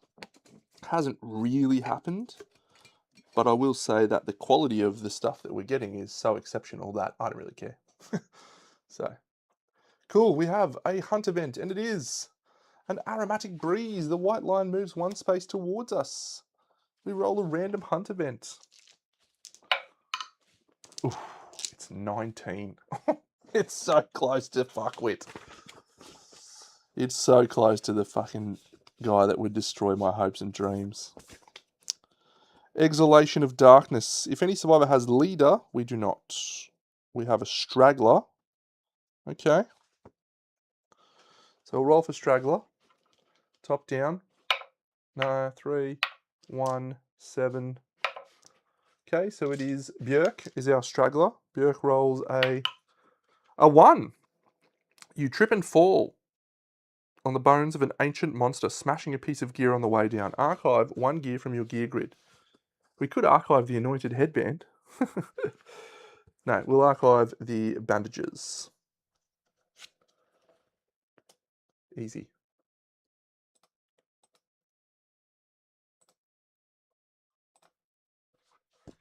Next one is exquisite aroma. Wouldn't it be lovely for Björk to pick up a lovely fish right now? Björk rolls an 8. We do not have binge eating. We do not have marrow hunger. If you do not consume anything, gain the fish of abundance rare gear. Okay. Let's get fishical, fishical. I wanna eat fishicals. Let's have little fishy boys. Let me eat some fishy boys. I love the fish. It's always good when you get the fish early. We're on Lantern Year 12 now. So, well, that's nice. Those bandages would have probably made way for the fish anyway.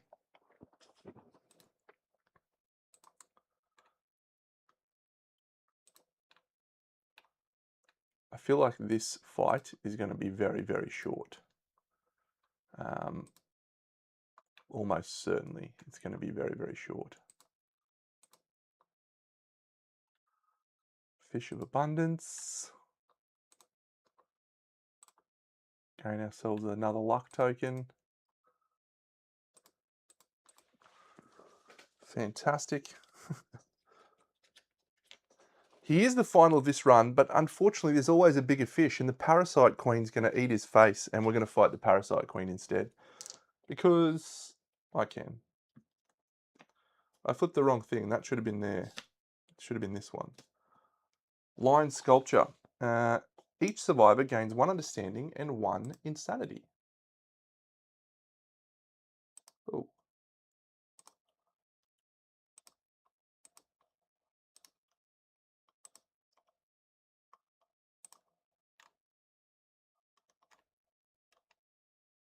It's actually got 3 luck.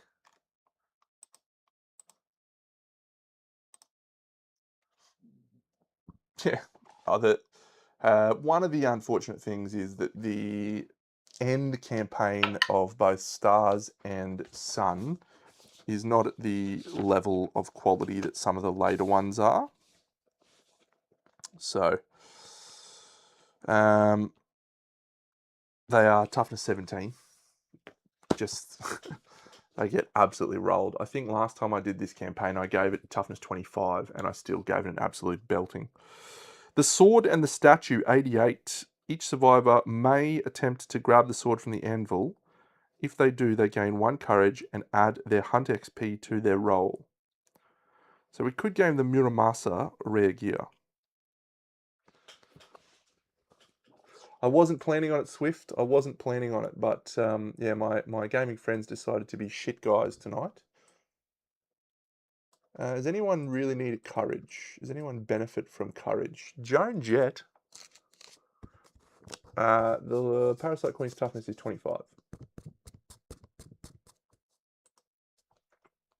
Joan Jett has otherworldly luck, so the worst result she can get here is a dismembered arm on a 1 or a 2. But the courage would be really useful.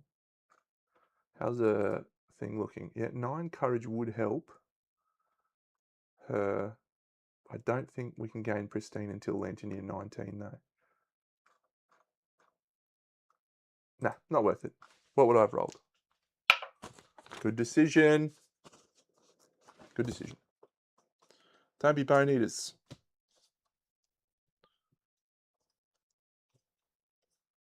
Okay, it's a random hunt. It's 88 again. I just rolled 88 twice in a row. That's cool. I'm not going to attack. I'm not going to go for the thing. Sea of Golden Grass. Each survivor rolls. Yeah, we will brave the Sea of Golden Grass. We'll gain a courage. Exactly, mate. Game night continues for me, no doubt. See you, John.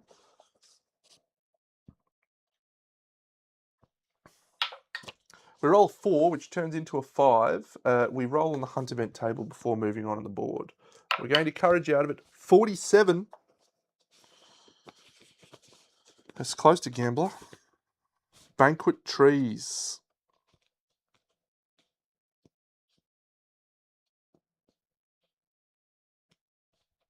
We don't have a sickle because I'm an idiot, so this one's bad. Banquet Trees is bad for us. So we roll a dice on this table. Bust a move. Rolls a 5. You belch loudly in satisfaction and walk away. Very nice. Björk rolls an 8. Same deal. Next person. 4 with otherworldly luck. Fine. And the last person, 9. Okay, that would have been quite bad for us. Had the potential to be quite bad for us. Was that here? 1, 2, 3, 4, 5. Yes. Overwhelming Darkness. Buster. -1 accuracy token. Björk. Everyone gets in a survival and she gets a -1 evasion token, which she can discard. Tenacious D. 7. 1 event damage to the arms. And 9. 1 event damage to the arms. Very good. We proceed. We have our last one. It's not Bone Eaters. I haven't seen Bone Eaters. I have put them in here, haven't I?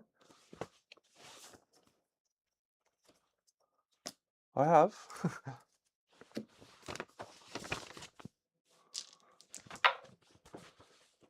05. Oh, hang on. I've got Legend Caller. Who did I give Legend Caller to? Yeah, it's not her. She's not here. So, okay. 05. Flesh Fields. Each survivor suffers -1 survival. And we roll a dice, but we have otherworldly luck. We roll a 10. Each survivor harvests 1 hide basic resource. Oof. 1,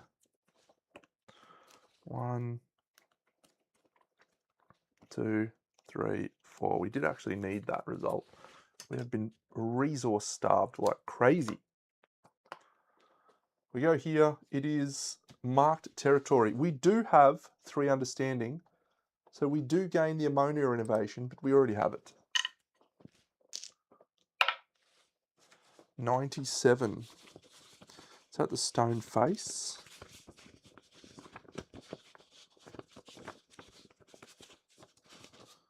Living Stone. The survivors hold on for dear life, absolutely terrified. Nominate a survivor to climb towards the top of the giant and see what lies ahead.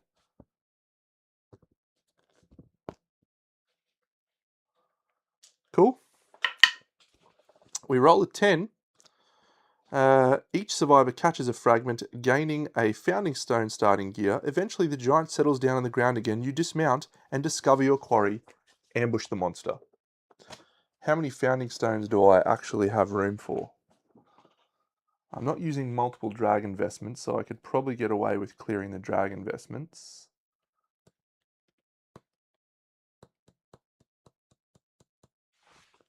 But no, I don't think we need it. We've ambushed the white lion. Oh dear. Oh dear, this guy's in big trouble. We'll apply our rival bonuses, which gets us a survival and an insanity. Buster Rhymes gains a luck from the luck charm, then gains another luck from the Vespertine cello. Björk gains a luck from the luck charm, a luck from the fish, a luck from the headband, and a luck from this guy. So she's got 4 luck. Perfect. Tenacious D, he gains a luck from the luck charm, and then another luck from the Vespertine cello. And Joan Jett has 1 luck from, what have you got a luck from actually, Joni? You shouldn't have a luck, nor should you have an accuracy, but you should definitely have the evasion. You do not have a luck. Oh, you do not have a luck. But you are going to use Monster Claw. So, 2 terrain cards for the lion, plus the tall grass. The first one is, okay, that's our tall grass. The second one is stone columns, time-worn statue. Okay, we could gain an understanding. I don't think I'm going to bother setting those up.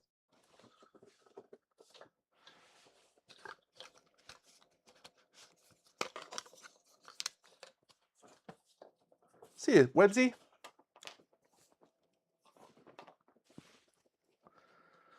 All right, this line's in big trouble, I reckon. Big trouble.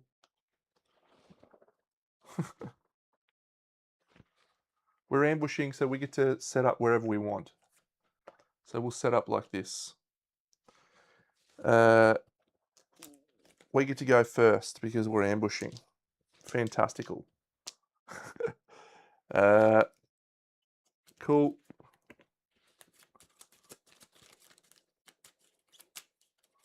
Oh, forgot this one. If that's the trap, I'll be very unhappy. Done. All right. That's all good. We're good to go. This guy's in so much trouble. He does have a -1 luck token, so everyone is slightly, hey, match fixer, less likely to crit. We'll start with this guy, Identical Axe guy.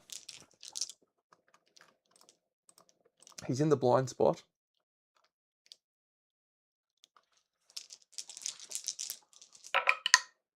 He hits 3 times. He has Axe Spec, so he can reroll failed wound attempts. We'll do it in this order. This order. So this Identical Axe, the first successful wound attempt gains Devastating 1. So that's a critical with Devastating 1. The monster gains a -1 toughness token. Second one, also a critical, gain a White Lion tail resource. That one's a Fated Blow. That's another 2 wounds. So we're 4 wounds down. Plus he gains a -1 accuracy token, so he's now only got 1 accuracy token. And this one is another critical. That one does not have any freebies attached to it. He gains another -1 accuracy token.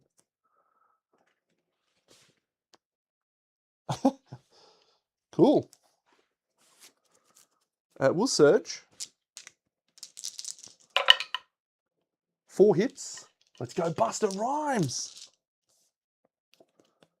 1, 2, 3, 4.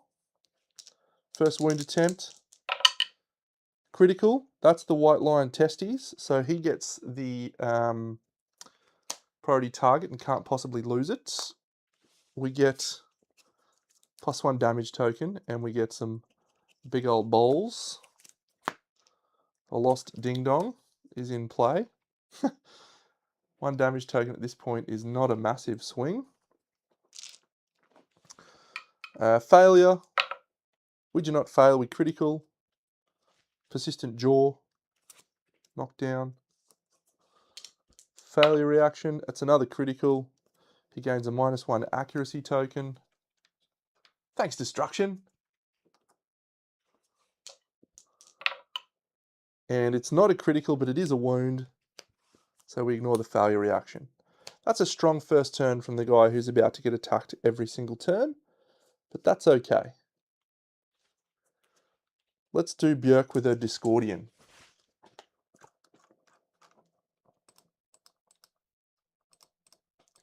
So he's gained his proficiency point. Oh, sure, we'll just do that. He's got Axe Mastery at the end of this showdown. And he surged. Okay, so the Discordian, oh, I haven't updated her gear grid. That's okay, let's put the Discordian in here, don't I? So yeah, 2 speed, hitting on a 4+, which is 3+. Ah, 2 hits, including a perfect hit. Oh, do we want to use the Ballad of the Sword Polka? All survivors' swords gain finesse and deflect 1. No, we don't need to do that. An impervious. We'll do the impervious first. This is sharp. No crit. This one, 9 is a crit. Yep. -1 movement token, and he gains a resource.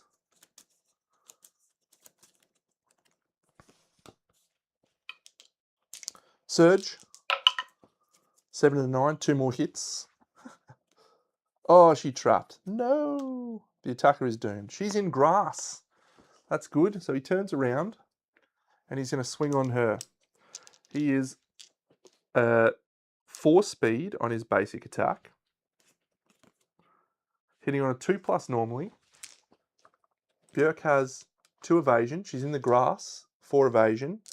And he's got a -1 accuracy token, 5 evasion. So effectively we need 7s on these. So hit, hit, hit. Classic Deno. Hands, boots, body.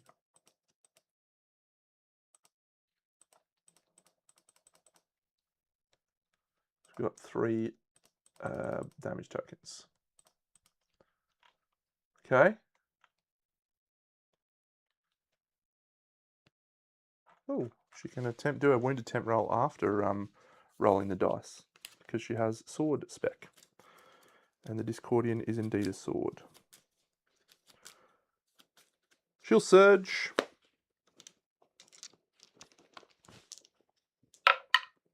Two hits.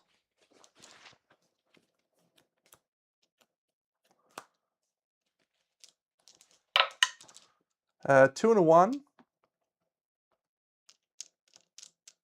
That's bad. I think that's a fail, which is going to do a failure thing. So she's going to suffer a grab. So we're probably going to dash out of the way. Quite annoying, actually. So he'll dash, spending a survival to get out of the way. Yep.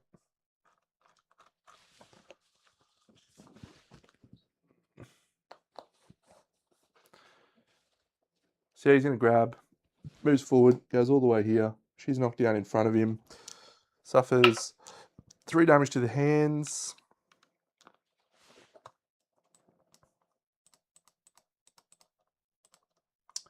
Her turn's done. Do we want to try and shoot the Vespertine bow guy? Yeah, why not? What's the worst that can happen? 1, 2, 3, 4, 5. 1, 2, 3. We'll dash to there. And she did do a sword wound, so she's good. Tenacious D has dashed. Shoot the Vespertine bow. 2 hits. An impervious. And a failure. Oh. That's a critical. So that is discard a mood. The white line is knocked down. Perfect. And not a critical. That is the Vespertine bow proficiency point that we needed, which is great. Joan Jett, what are you aiming for? You're aiming for fist and tooth. All right. We'll just let her be the target. 1, 2, 3, 4, 5. 1, 2, 3 to dash to there.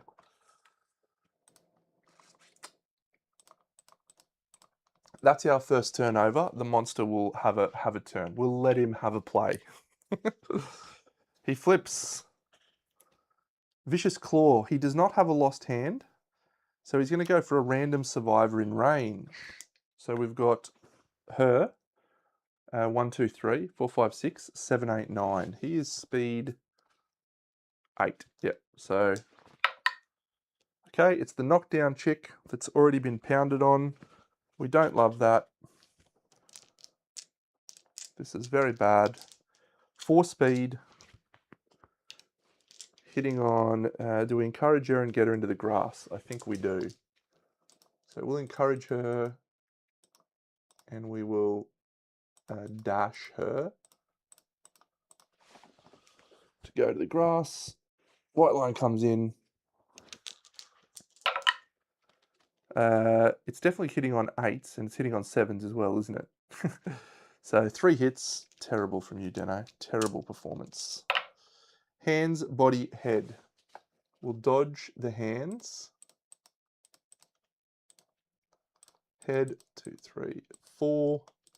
Body, 1, 2, 3, 4. And that's it. So we're knocked down. we gain a bleeding token from the card. And then at the end of his turn, he's going to do Cunning. If there are adjacent survivors, he moves directly away from all threats. Yeah, that's quite poor from you, Deno. That's all right. We'll move Joan Jett with a dash over to here. 1, 2, 3, 4, 5. 1, 2, 3, 4, 5, 6, 7 because he's got his thing. She's knocked down. She suffers grab. Don't be the body. It's the head. That's even worse. 1, 2, 3 because of monster level. Thank goodness. Okay. Can we still get Old Mate into range? 1, 2, 3, 4, 5. 1, 2, 3, 4, 5. We can't. So we'll just move him to here. Vespertine Bow guy. Joan Jett's probably still our best option. So we'll stand her up with an encourage from him. Tenacious D was the other encourager. And yeah, so she's got the Discordian, so she'll swing into the blind. Could put up a deflect actually, if we use the Ballad of the Sword Polka. Deflect 1, does that help? Nah, not really. So yep, Sword Polka thing, 2 hits. Don't be the trap here. Ooh.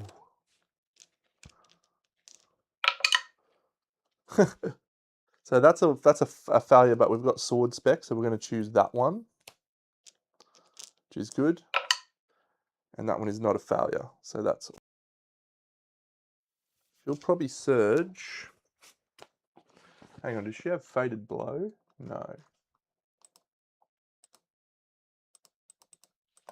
Swing with the Discordian again. 2 hits, including a perfect. All right, we can roll and then decide because of sword spec. So that's a critical. We'll do this one, gain a random white line resource and a -1 movement token. Oh yeah, I should not have let him have a turn. It's been a bad turn for us. Can we critical again? We can! Persistent injury. No thing. He's knocked down. So he stands up at the end of the next attack, or at the end of the attack. So I could shoot with the Vespertine Bow, but no, I won't. She might dash 1, 2, 3, 4, 5, and we'll bring 1, 2, 3, 4, 5, 1, 2, 3, 4 into the blind spot. She's going to swing with Fist and Tooth. We're trying to get a Fist and Tooth proficiency point here. She has Monster Claw style.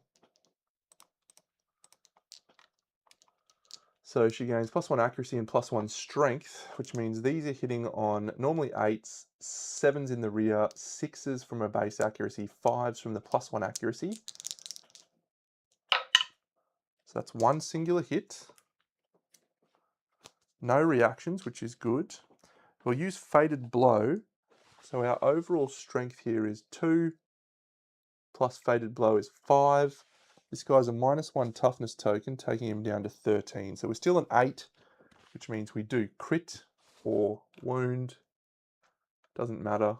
So crit or wound, it's an 8. Come on, Deno. Oh. Devastating. Fated Blow. Achieves the proficiency point. Feels good, good. And that's a critical. Gain a random white line resource, and his guts are hanging on the floor. Every turn before it draws an AI card, roll a dice, and on a 1, he suffers a wound. A Shimmering Mane. Okay, he's got a turn. What does he draw? Vanish!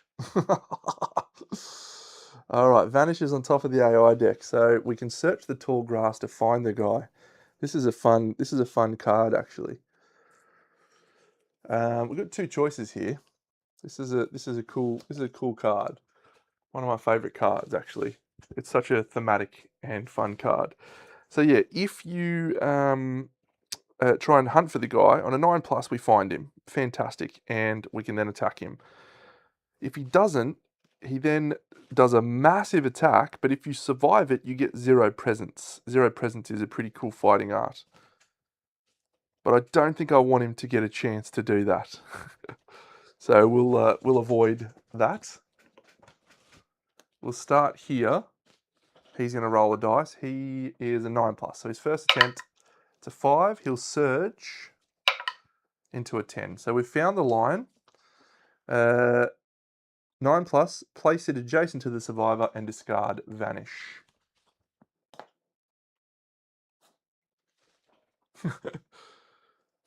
Like so. Move into the blind spot. Swing away, my big, beautiful boy. 4 hits. I just have to see if he suffers a wound on a 1. No.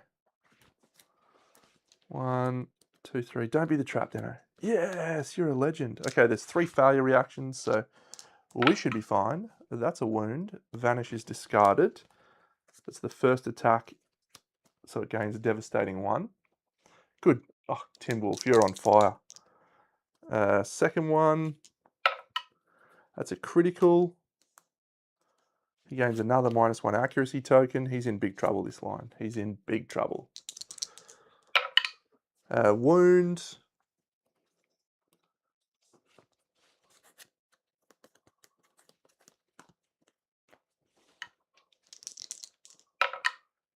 And that's actually still a wound, would you believe? Because the Dentical Axe is crazy strong. 9. It's not a wound, but we'll use our Axe spec to reroll. We won't. He's got 1 wound left. The best way to do that is with the Regal Edge. So I will move in with the Regal Edge. It's a 1 speed attack. It rolls a 1. We'll surge with the Regal Edge. It rolls a 10. It's the trap. Oh, you buffhead. This is Joan Jett's got the Regal Edge. So we still have the Discordian to go. So we're fine. We had to dash to get into range. She's got heaps of armor, so it'll be fine, he says confidently. 1, 2, 3. Perform basic action targeting the attacker. We've got -3 accuracy plus her evasion 5. 0 hits. She is very evasive. She's innately evasion 2, and she's got the Vespertine, the Flower Knight badge, and Monster Grease fully activated. It's a cool grid, actually. Very cool grid. All right, we'll swing in there with the Discordian. 1 hit. Sharp. It's a wound. I have to do a wound to myself, actually, because the Discordian is unwieldy. Unwieldy is you suffer a damage to a random hit location, I think. This could be very bad for us.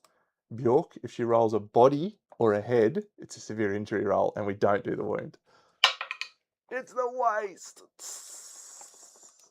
Okay, that's also good anyway. Bjork does the killing blow, which means we level up the anointed headband into the sacrificial headband. It is cursed, and you get +2 luck when you're wearing it.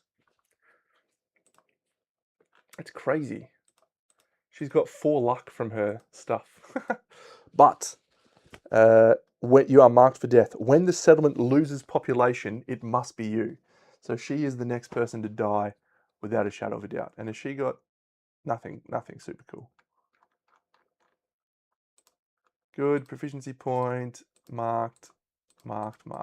Fantastic. Let's complete the showdown, and we will return and advance the year. Fun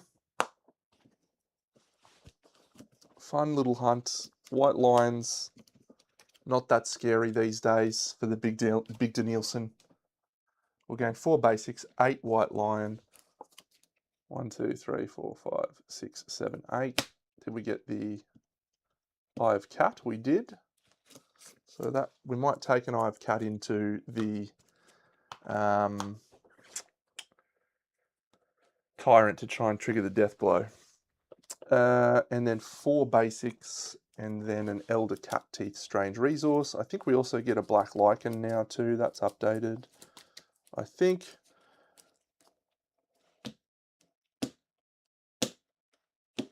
Okay, we have Saga. So we're actually going to gain 2 endeavors, bonus endeavors, and The survivor that dealt the killing blow gets a permanent accuracy and strength. Of course, my anointed survivor that is definitely going to die gets a permanent accuracy and strength. Whee!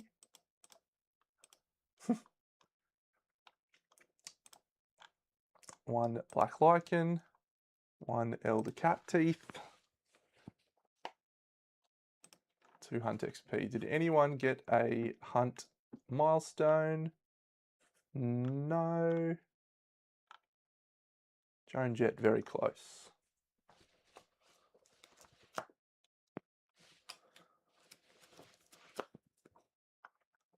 So on our timeline, we have an acid storm, we have a bone witch, and we are fighting Santa Claus this year. Santa Claus has decided to come and hang out. What a guy. What a fantastic guy.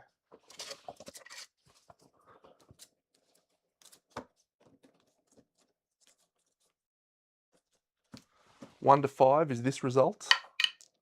So it'll be this one, and we'll roll down the 4th card. 1, 2, 3, 4. Death! Nominated survivor to die. I wonder who it'll be.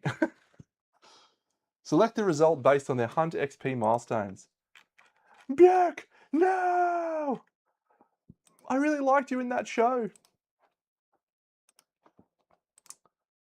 She has 2 Hunt XP milestones. That means departing survivors gain the thing Quixotic. Cool. So she is dead. Confirm. Gain 1 from Graves. That's a shame. So the sacrificial headband is destroyed because it is... Oh, it's not got irreplaceable. What an interesting little cycle this is. So you start with the aspirant headband, which is irreplaceable and just gains you a luck. When you deal the killing blow, you get this anointed headband, which is a cursed accessory. So if you die, so then if you do the killing blow, replace it with the sacrificial headband. It's an accessory and it's cursed, but it's not irreplaceable. So we've still got a sacrificial headband. Cool. You are marked for death. When the settlement loses population, it must be you. It's 2 luck. Hey, Not Benton. That's a cool little thing. Legendary character Hollow is mad.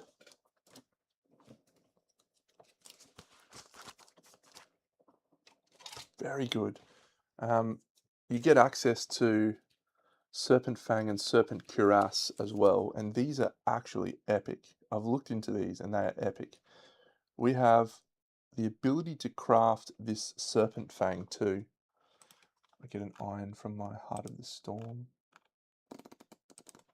Because we have a perfect organ. I might craft that. That's a very good dagger. It might be cool to make the full serpent set and just give it a try. Okay, let's do a Bone Witch. The most insane survivor that is returning. So Buster's got 1, 2, 3. Tenacious D's got 1, 2, 3.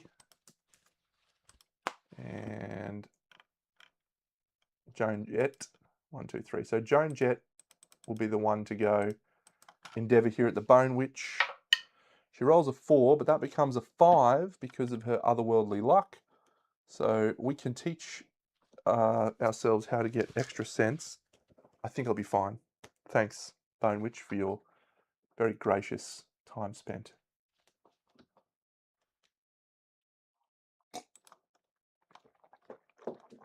We'll innovate.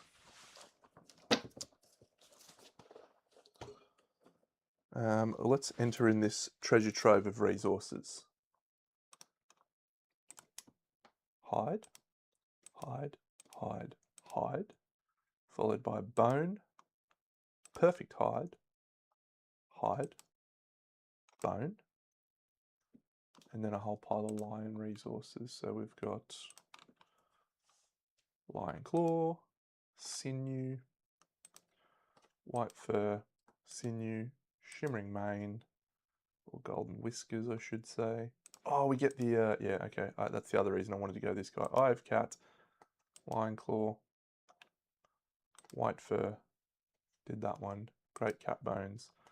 White Fur, Lion Ball Sack, and the Lion Tail. All right, we have a Indom resource from the White Lion. We've actually got 3 in here. Once again, I'm going to do I get to play with whatever toys I want, depending on what we draw. The Overgrown Dewclaw. It is a very good guitar, and we do need a good guitar. It's not great unless you use the White Lion chest piece, which gives you pounce. You can actually use the White Lion meal gear to give any armor set pounce, which actually is phenomenal. The pounce is on the coat. Yeah, it's White Lion armor, and it's very ordinary.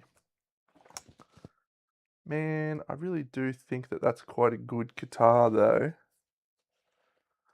So let's have a look at the other one, which I've actually never used, and I thought was what I was going to use in this campaign, because I thought this is the only reason this will be the only time I ever use this particular item. And it is the harmonica from Kale. If I can find it. Roaring Harmonica. When you encourage a survivor, they gain +2 strength tokens until the end of the round. Yeah, alright, we'll take this stupid thing instead. The Layered Maxilia. The Dewclaw is a really good weapon, but this is the only campaign I will ever play this in.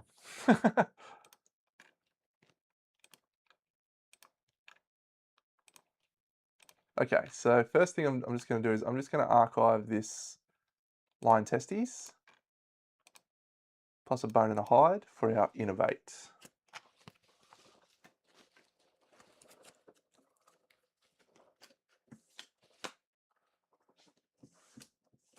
And then we don't have anything else to do, so we've got plenty of endeavors to spend. But let's do this. We'd like to see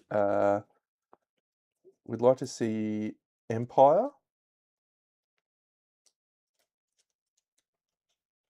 or Arena, maybe Arena, Band. Those are pretty much all I want now.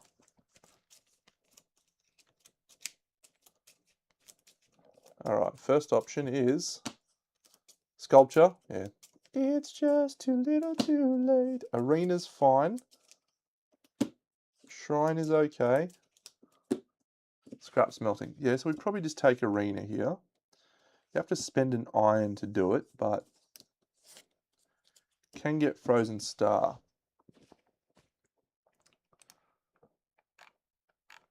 And there's actually I think we need Arena for the Tyrant's Indom resource pattern off the top of my head too. So. Okay, I think one of these goes towards Nightmare Training for Brittany. So she'll spend 3 survival. 1, 2, 3, and she will do a Nightmare Training roll. She has Otherworldly Luck, so she just needs to not roll a 10. She rolls an 8, which is a guitar proficiency point. She has maxed out Guitar Mastery and added it to the settlement. Buster is about to change his proficiency down to... What do we need now? He'll go Shield. We haven't really got a good shield yet. We'll get one soon from the Screaming God.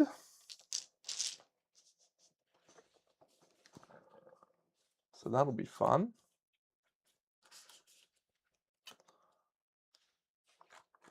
Okay, let's look at some things that I might be considering. This is now an option. None of these other ones are any good. Okay, and then these 2. So those are genuine options that we could craft right now, I think. The Armorsmith's Tongs Leather making, heat, and a perfect organ. We need 3 broken lanterns. I've got 1. Shadow Scleaver. We need a Scleaver, we need a Shadow Inkland, we need a Survivor's Suppressed Shadow. So the only way to get Suppressed Shadow is to do a specific story event on... How do you get Suppressed Shadow? It's like... There's a story event, I'm sure of it, that you do, which actually happens quite a lot when you fight the level 3, if I remember rightly. Conquer your shadow. Yeah.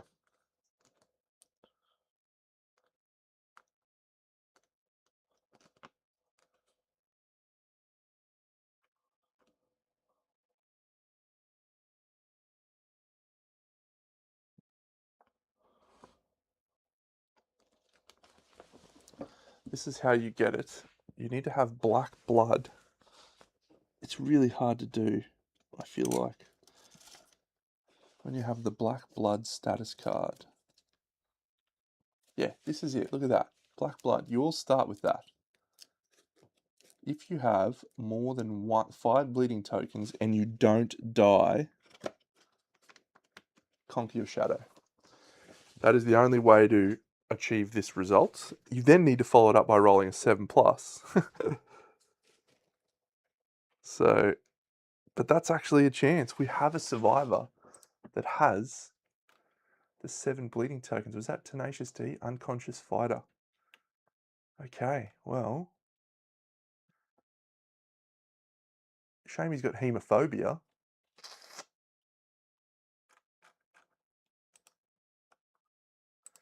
Let's make this stupid hushing harmonica thing.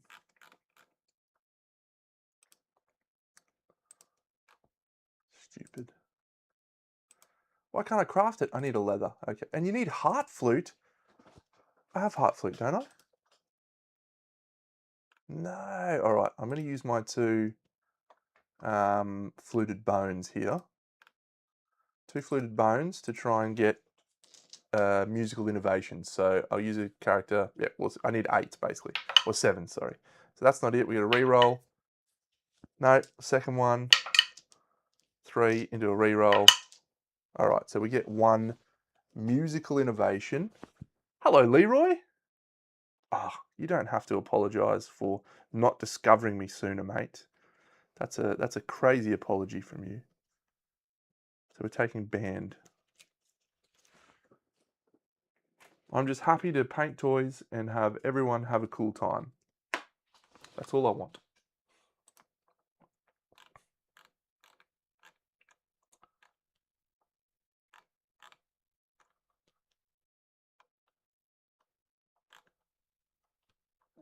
Who was the person who got... Yeah, Ziggy Stardust. No, it's going to be... Yeah, it's going to be Meatloaf. No. Let's go Tchaikovsky and Elton John. Fine, fine. I reckon we go for this Shadow Cleaver. I reckon that's actually going to be super cool. I haven't even looked at it before. So Serpent Fang, 1 perfect organ, 2 bone, and 2 scrap. So that is makeable. This requires 1 iron, 4 leather, 1 broken lantern, and 2 organs. I think that's makeable as well. So we'll make leather. And let's turn 1, 2, 3, 4 into leather. 1, 2, 3, 4. And then I think we'll turn all of our white fur into leather as well. So that'll be 1, 2, 3, 4, 5 leather. So we're up to 9 leather. Okay, so this serpent cuirass, 1 iron, 4 leather, 1 broken lantern, and 2 organs. Let's have a look at the serpent's cuirass. Did you enjoy the show though, Leroy? Was it fun to watch the show? I had a lot of fun watching it, but I think I'm a little bit biased by the fact that I was on it. But I thought it was really cool. I thought it was super cool. Where is this? Oh, I've already got it out, that's right. There's going to be another episode coming out tomorrow night. It's going to be a catch-up with all of the contestants and a little Q&A and a little reflection episode. I recorded the interview last week, so it'll be really fun to see the all the other contestants and how they felt about stuff. They asked some funny questions. It'll be cool. We'll see. All right, Serpent Cuirass. So this is -2 evasion. On your first hit from the monster's blind spot, do not draw a hit location. The monster suffers a wound. When you fill in an injury level, ignore this effect. This one is blindside. When you wound with this from the monster's blind spot, add 1 to all hit locations. Limit once per round. Oh, that's so good. You didn't like me in the first one. Boo. What did I do in the first one? That was pretty boring, I'm sure.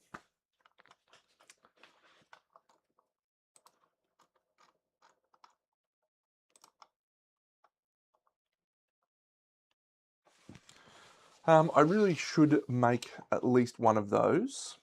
The Serpent Fang looks viable.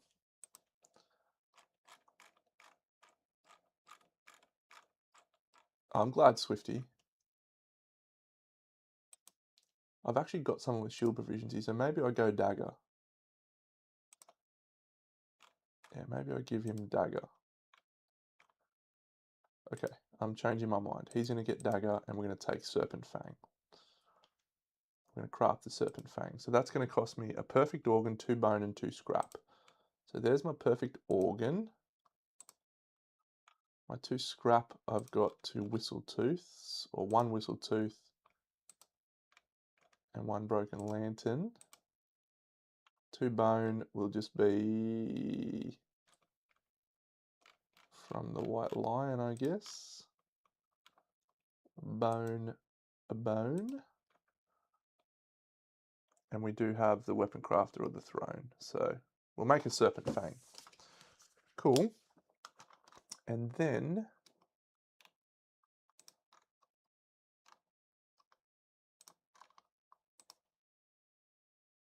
Necromunda's my favourite game, Leroy. It's my absolute favourite game from Games Workshop. I genuinely wish that I had spent more time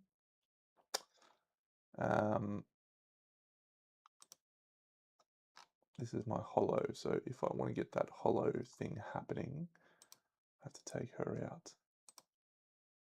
I just haven't played enough of it, actually, Necromunda. It would be really fun to play some more Necromunda.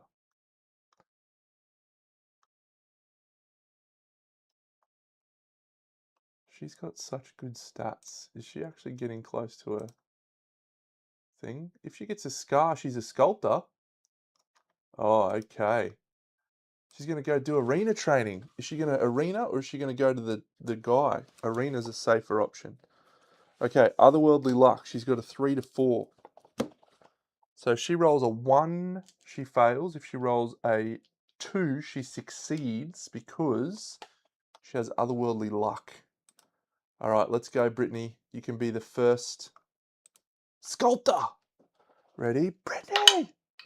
It's a 4. She's done it! Yes! She gets a scar. She gets a permanent strength, and she has achieved the sculptor constellation. Ba ba ba ba.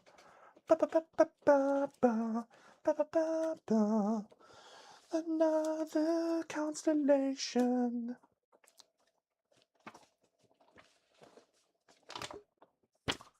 Yeah, that's so cool. Faces in the sky. So we have another People of the Stars. Consume sins, remove all permanent injuries and gain Vestophobia. That is probably what we'll do because if she departs, she's going to gain Quixotic and we can clear it straight away. And then we can clear the permanent evasion.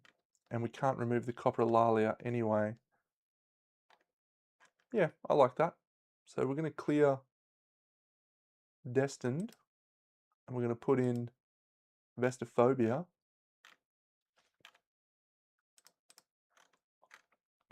All right. So what does becoming a sculptor do? Leroy, this game's called Kingdom Death Monster, and basically there's a wonderful introductory experience into this game. You start the game by waking up in a place called the Plain of Stone Faces that looks like this, and there is a gigantic white lion with glowing red eyes that rushes out of the darkness and just starts attacking you. And that is how the game starts. You don't get told why you're in this Plain of Stone Faces. You don't get told why this lion is attacking you. You just have 4 little guys wielding a rock and having to brave their way through this crazy experience. And as the game progresses, what you discover is that you are in control of a settlement of people, and that settlement of people has to hunt to survive. So they head out into the Plain of Stone Faces to hunt other monsters, to harvest them for resources, and to help build new gear that allows your settlement to grow stronger. It's a wild game. There is so many crazy aspects to this game that, yeah, it just really, it's really crazy. But the thing I would say is that it's also a very hobby focused game. So they have some of the best models in the market. Like these, we're talking comparable to Games Workshop quality, that are beautiful figures. So they're weird. They've got fucking penises and all sorts of stuff all over them. There's one that has, I won't say it, but it's wild. So they have created this whole world and this whole thing that you get to experience in a roguelike type situation where you'll constantly be learning new things about the world, and every playthrough will feel different. So it's my favorite game. I've played 30 something campaigns. It's crazy how many times I've played this game. But the uh, introductory thing for people is very like it's a hard thing to explain. All right, so we have found a population.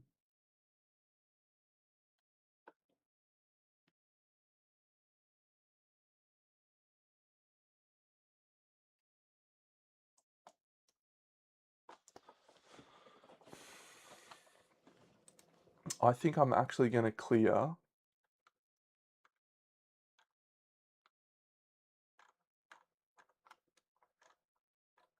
yeah. So we actually have made a likeness of Britney. So this is going to be Christina Aguilera. But Christina Aguilera does not have the surnames. Christina, whoa, Aguilera.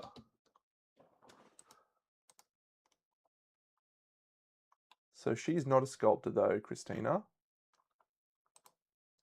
because she doesn't have the scar, she doesn't have noble, she doesn't have reincarnated. But everything else she has. She doesn't have this cannot remove coprolalia. But everything else she has, or she does remove that.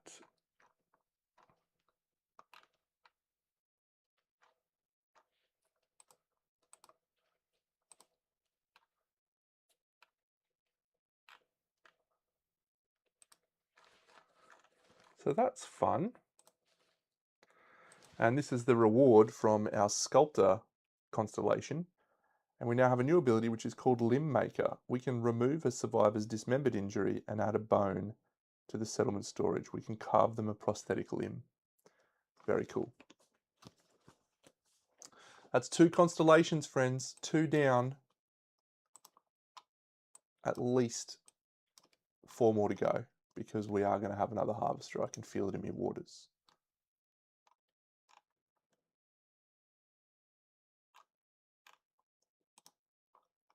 Don't want to go for babies yet because I want to give them pristine.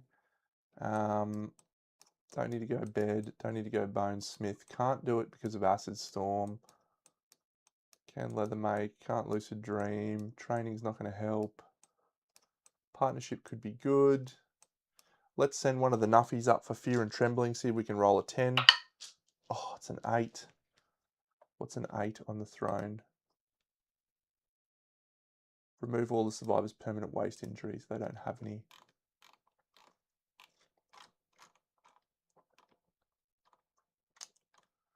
Jason Derulo.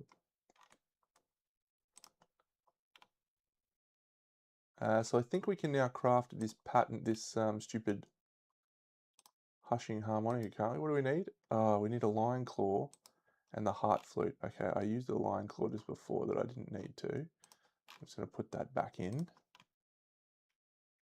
And I've got a basic bone, I'm pretty sure. Yeah. Let's use this Eye of Cat to make a rawhide, or the Eye of Cat thing. Cat Eye Circlet. Yeah. Just in case we want to use that. I'm disappointed about this harmonica. I thought that would be fun. When you encourage, they gain 2 strength tokens. So what I was planning on doing was encouraging with the drum in the same set. So that they get +4 strength tokens and everyone gets it. Because if we combine it with the rawhide drum, we get, when you perform encourage, all non-deaf survivors are affected. And if we do that on this guy, Prince, the artist formerly known as Prince Noble, he's got Uproarious, the character card. There's pretty cool little combos happening here. I'm actually not hating it. This is what he's got.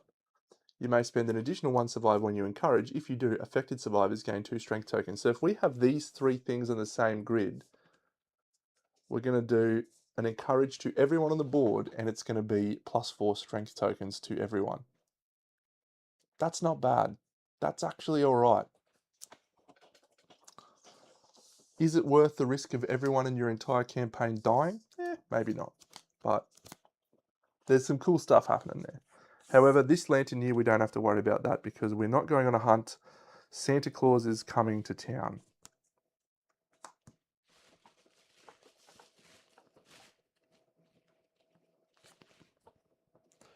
He is making a list and he's checking it twice.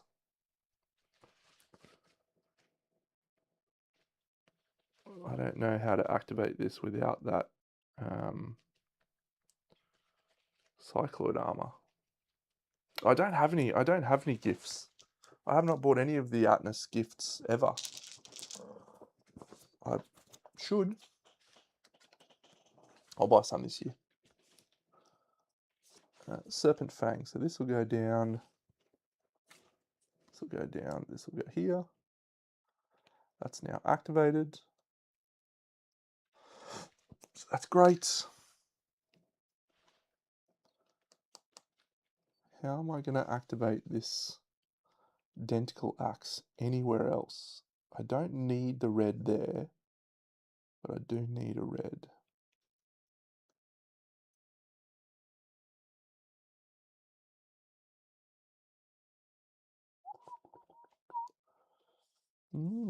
That's an interesting conundrum. It's probably the leather set and we ditch this monster grease layout. Like if I do this, this activates the Denticle Axe 1, 2, 1 red. And we just do this, which is a bit shittier, but it's still 2 evasion. But at that point, you're probably just better off with a shield. Okay. That's some stuff to mull over for Big Deno over the next few days before our next playthrough. So, yeah, very nice. So we're fighting Atlas this year. Big Santa Claus model. It's a cool model. And it's an interesting fight. We've actually got a couple of sword masters, so he's going to be very happy with us, Atlas. He's going to think we're great. He likes a sword master.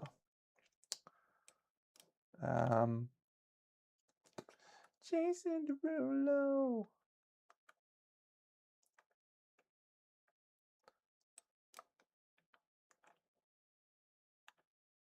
Who do I... We probably go... So Christina Aguilera. She gains the Unbreakable Fighting Art.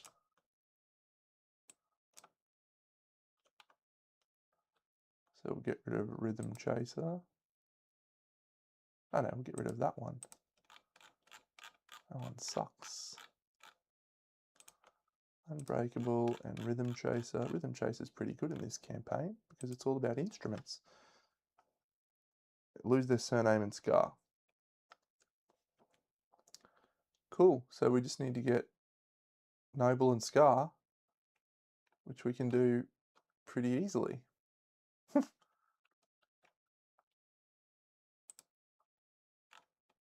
Scar we can get from the training. I do need to drop an iron actually for that. Okay. Good session, good session. Oh yeah, Frantic Zyph, the sculpts in this game are wild. I posted a link in the chat yesterday of my collection. It's the best. My collection is the best. I love it. And also the models are the best. But I am actually really proud of my collection of Kingdom Death models. I think I would say there's probably not many better collections of Kingdom Death anywhere in the world. There would be a couple. I've seen a couple of painted models from a few different people that are stunning, and if their whole collection is at that level, it is incredible.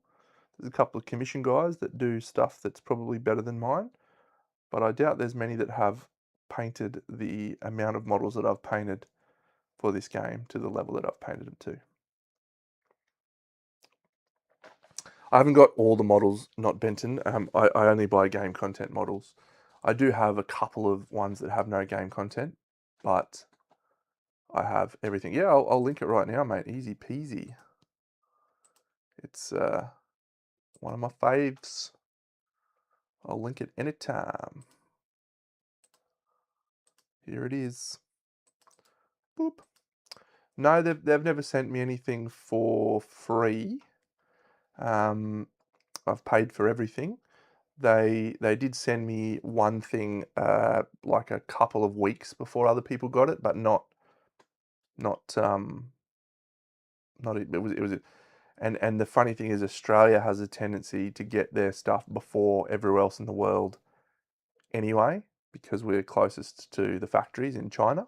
So they usually get to Australia first, but they've actually started delaying the releases now. So they get to Australia early, but then they delay, so no one's getting them early. But we used to get them. I think I got Gambler's Chest before most people in the world, and I actually got Aeon Trespass Odyssey, the second, the expansions, the second wave before anyone else. So yes, so anyway, not Benson. So I've got every month they release one game content model, sometimes two, and then a couple of non-game content models that have beta gear and just some models. So I've not collected a lot of the other stuff. I don't have that much money. There's so many models for this game. So what lantern year are we on? 13. Okay.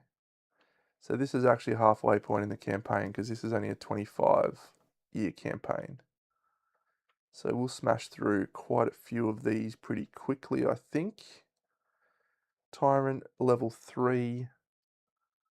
We'll try and get some pristines so that we can get a few more constellations. But yeah, we're in good shape for where we are in the thing.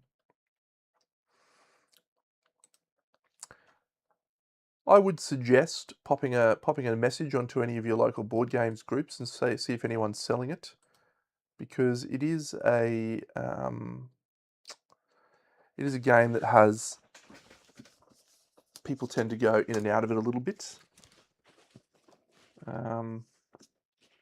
because it's such a big commitment. There's a few expansions that I do recommend, but my advice to you before you buy anything else is to just play the core game. There's a lot of content in the core game. One full campaign, playing a full campaign of this game is a big commitment. So I usually suggest don't buy anything until you've played at least one campaign. If you get to the end of that campaign and you're like, you know what, I think I've had enough. It's great. I loved it. Perfect. You're sweet. But if you get to the end of that and you're like, this is the best, I want to get everything, that's when I say go ham and get as many expansions as you can. There's two things to keep an eye out for if you're purchasing secondhand. The first is that the game's actually had 2 editions since the original box. So if you are getting a copy of the core game, make sure it's at least expansion volume 1.5. So 1.5 has a few little tweaks that make the game a lot better versus 1, and it adds a little bit of extra content. So the original game didn't have a end of campaign showdown against the Gold Smoke Knight. It added it, no problems. So yeah, just make sure it's 1.5 edition. You can, there's a lot of like Excel documents out there in the world that mark off every card and tell you all of the content that's in there. You get so many models in that box too. Like if you're missing some models, it literally doesn't matter. But yeah, so if you do buy secondhand, just make sure you get edition 1.5, not edition 1. Ideally, and the second thing is if you can get edition 1.6, that's even better. But edition 1.6 was actually just released as a box. So it was a little expansion set called the Legendary Card Pack. And so if someone is advertising they've got a copy of the game, ask if it's of at least 1.5, and if they have 1.6, that's the best. I don't know if you can still buy the Legendary Card Pack from the website. I'm not sure. I don't think so. Let me check.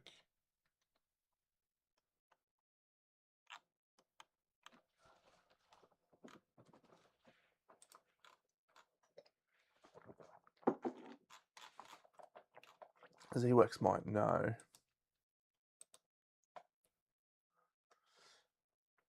You can still get Legendary Card Pack? Okay, great.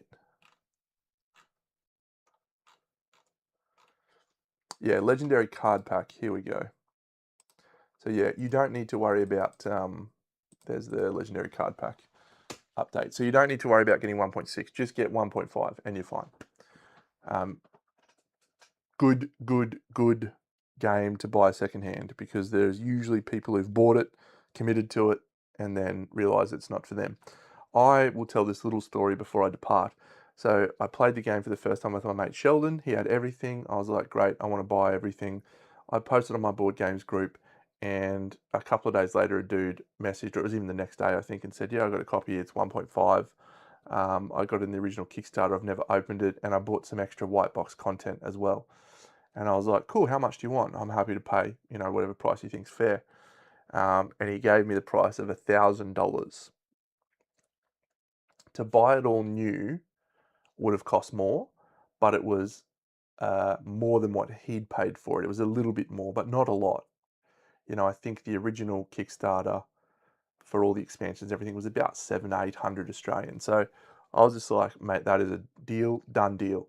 And he said to me, oh, do you want these extra white boxes as well? And I said, oh, let me have a look at them. He had about 15 white boxes. And I said, sure, how much? He's like, $100.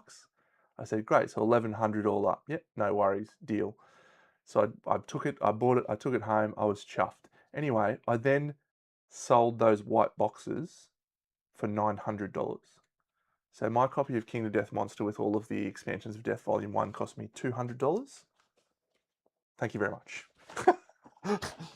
all of the white boxes ended up, and I said to him, I was very clear about this because I don't like ripping people off or anything like that. I said, look, mate, I don't know what this is worth, but I do think that these white box content is probably worth more than $100.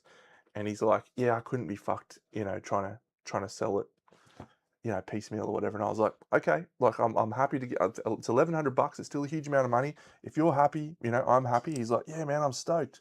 So I got it home and I went and looked through it. There was just a couple of like resins in there that were really hard to come by, and it was, I think I got $600 for 3 of the models. It was awesome. Yeah, so that was just the best. The best.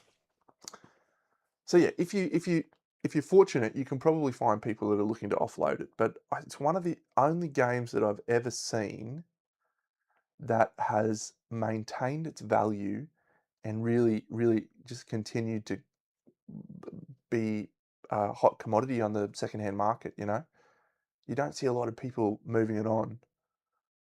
But usually, if you ask, there'll be people who are like, you know what, it's time for me to get rid of this because I'm never going to get around to it because it's such a big deal to get involved. Anyway, what a time to be alive that was. I then went ballistic for the next 3 weeks assembling and painting stuff.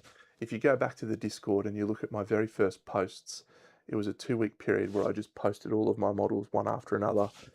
I was painting them one at a time, did it for about 3 hours, bang, next model came up, bang. It was awesome. It depends where you are too. Lanterns Rain Discord has a lot of continental US people that would be willing to sell bits maybe.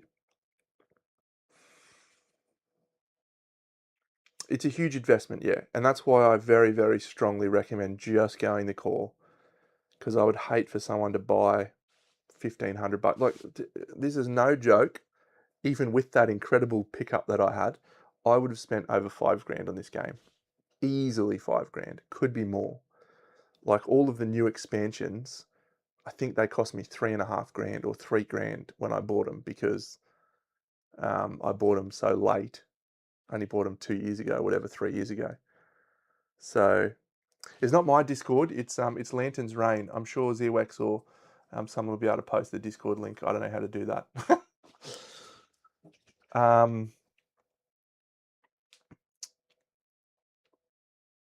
Yeah, so I've spent $5,000, right? So if someone wanted to go, yeah, I'm a completionist and I need to buy everything, you will probably clear what I've spent on the game. It's nuts. Yeah, you're allowed, Zwex. I'm sure you're allowed. Just do it. Come on. It's a good place. It's a good place for good people there. So I recommend it.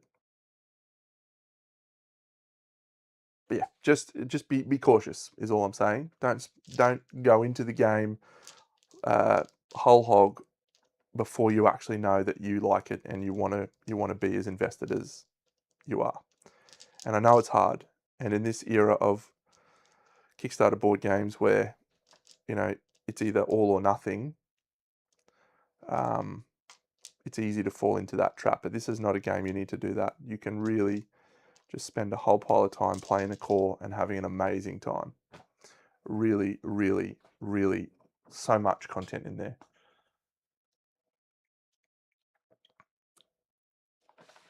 All right, I'm heading off. So back on Thursday to continue the campaign. We'll fight Atlas, and then we'll probably go for a level 3 Sunstalker and see if we can jank a Shadow Scleaver.